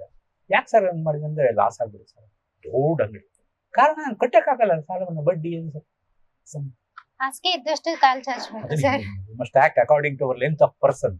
ನಮಗೆ ಎಷ್ಟು ಕೇಪಬಲ್ ಇರುತ್ತೆ ಈಗ ₹10 ಇರುತ್ತಮ್ಮ, ಮಾಡ್ಬೇಕು. ₹10 ಇರುತ್ತೆ. ನಮ್ಗೆ ಅವಶ್ಯಕವಾದ ಊಟ ಮಾಡ್ಬೇಕು ಅಷ್ಟು ಮಾಡ್ತೀವಿ. ಆಮೇಲೆ ನೀವು ಸಿನಿಮಾ ನೋಡಕ್ ಹೋಗ್ರಿ. ಬಟ್ ಫಸ್ಟ್ ಸಿನಿಮಾ ನೋಡಕ್ ಹೋದ್ರೆ ನಿಮ್ದು ನೆಸಿಟಿ ಐಷಾರಾಮದ ವಸ್ತುಗಳಿಂದ ಬಳಸ್ತಾ ಇದಾರೆ. ಲೈಫ್ ಆತರ ಆಗಿದೆ ಸರ್ ಇವಾಗ. ಫ್ಯಾಷನ್ ಡೆಮಾನ್ಸ್ಟ್ರೇಷನ್ ಇಫೆಕ್ಟ್ ಅಂತಂದೆ, ಬೇರೆ ಮಾಡ್ತಾರೆ ನಾನು ಮಾಡ್ಬೇಕು ಸ್ಟೇಟಸ್ಗೂ.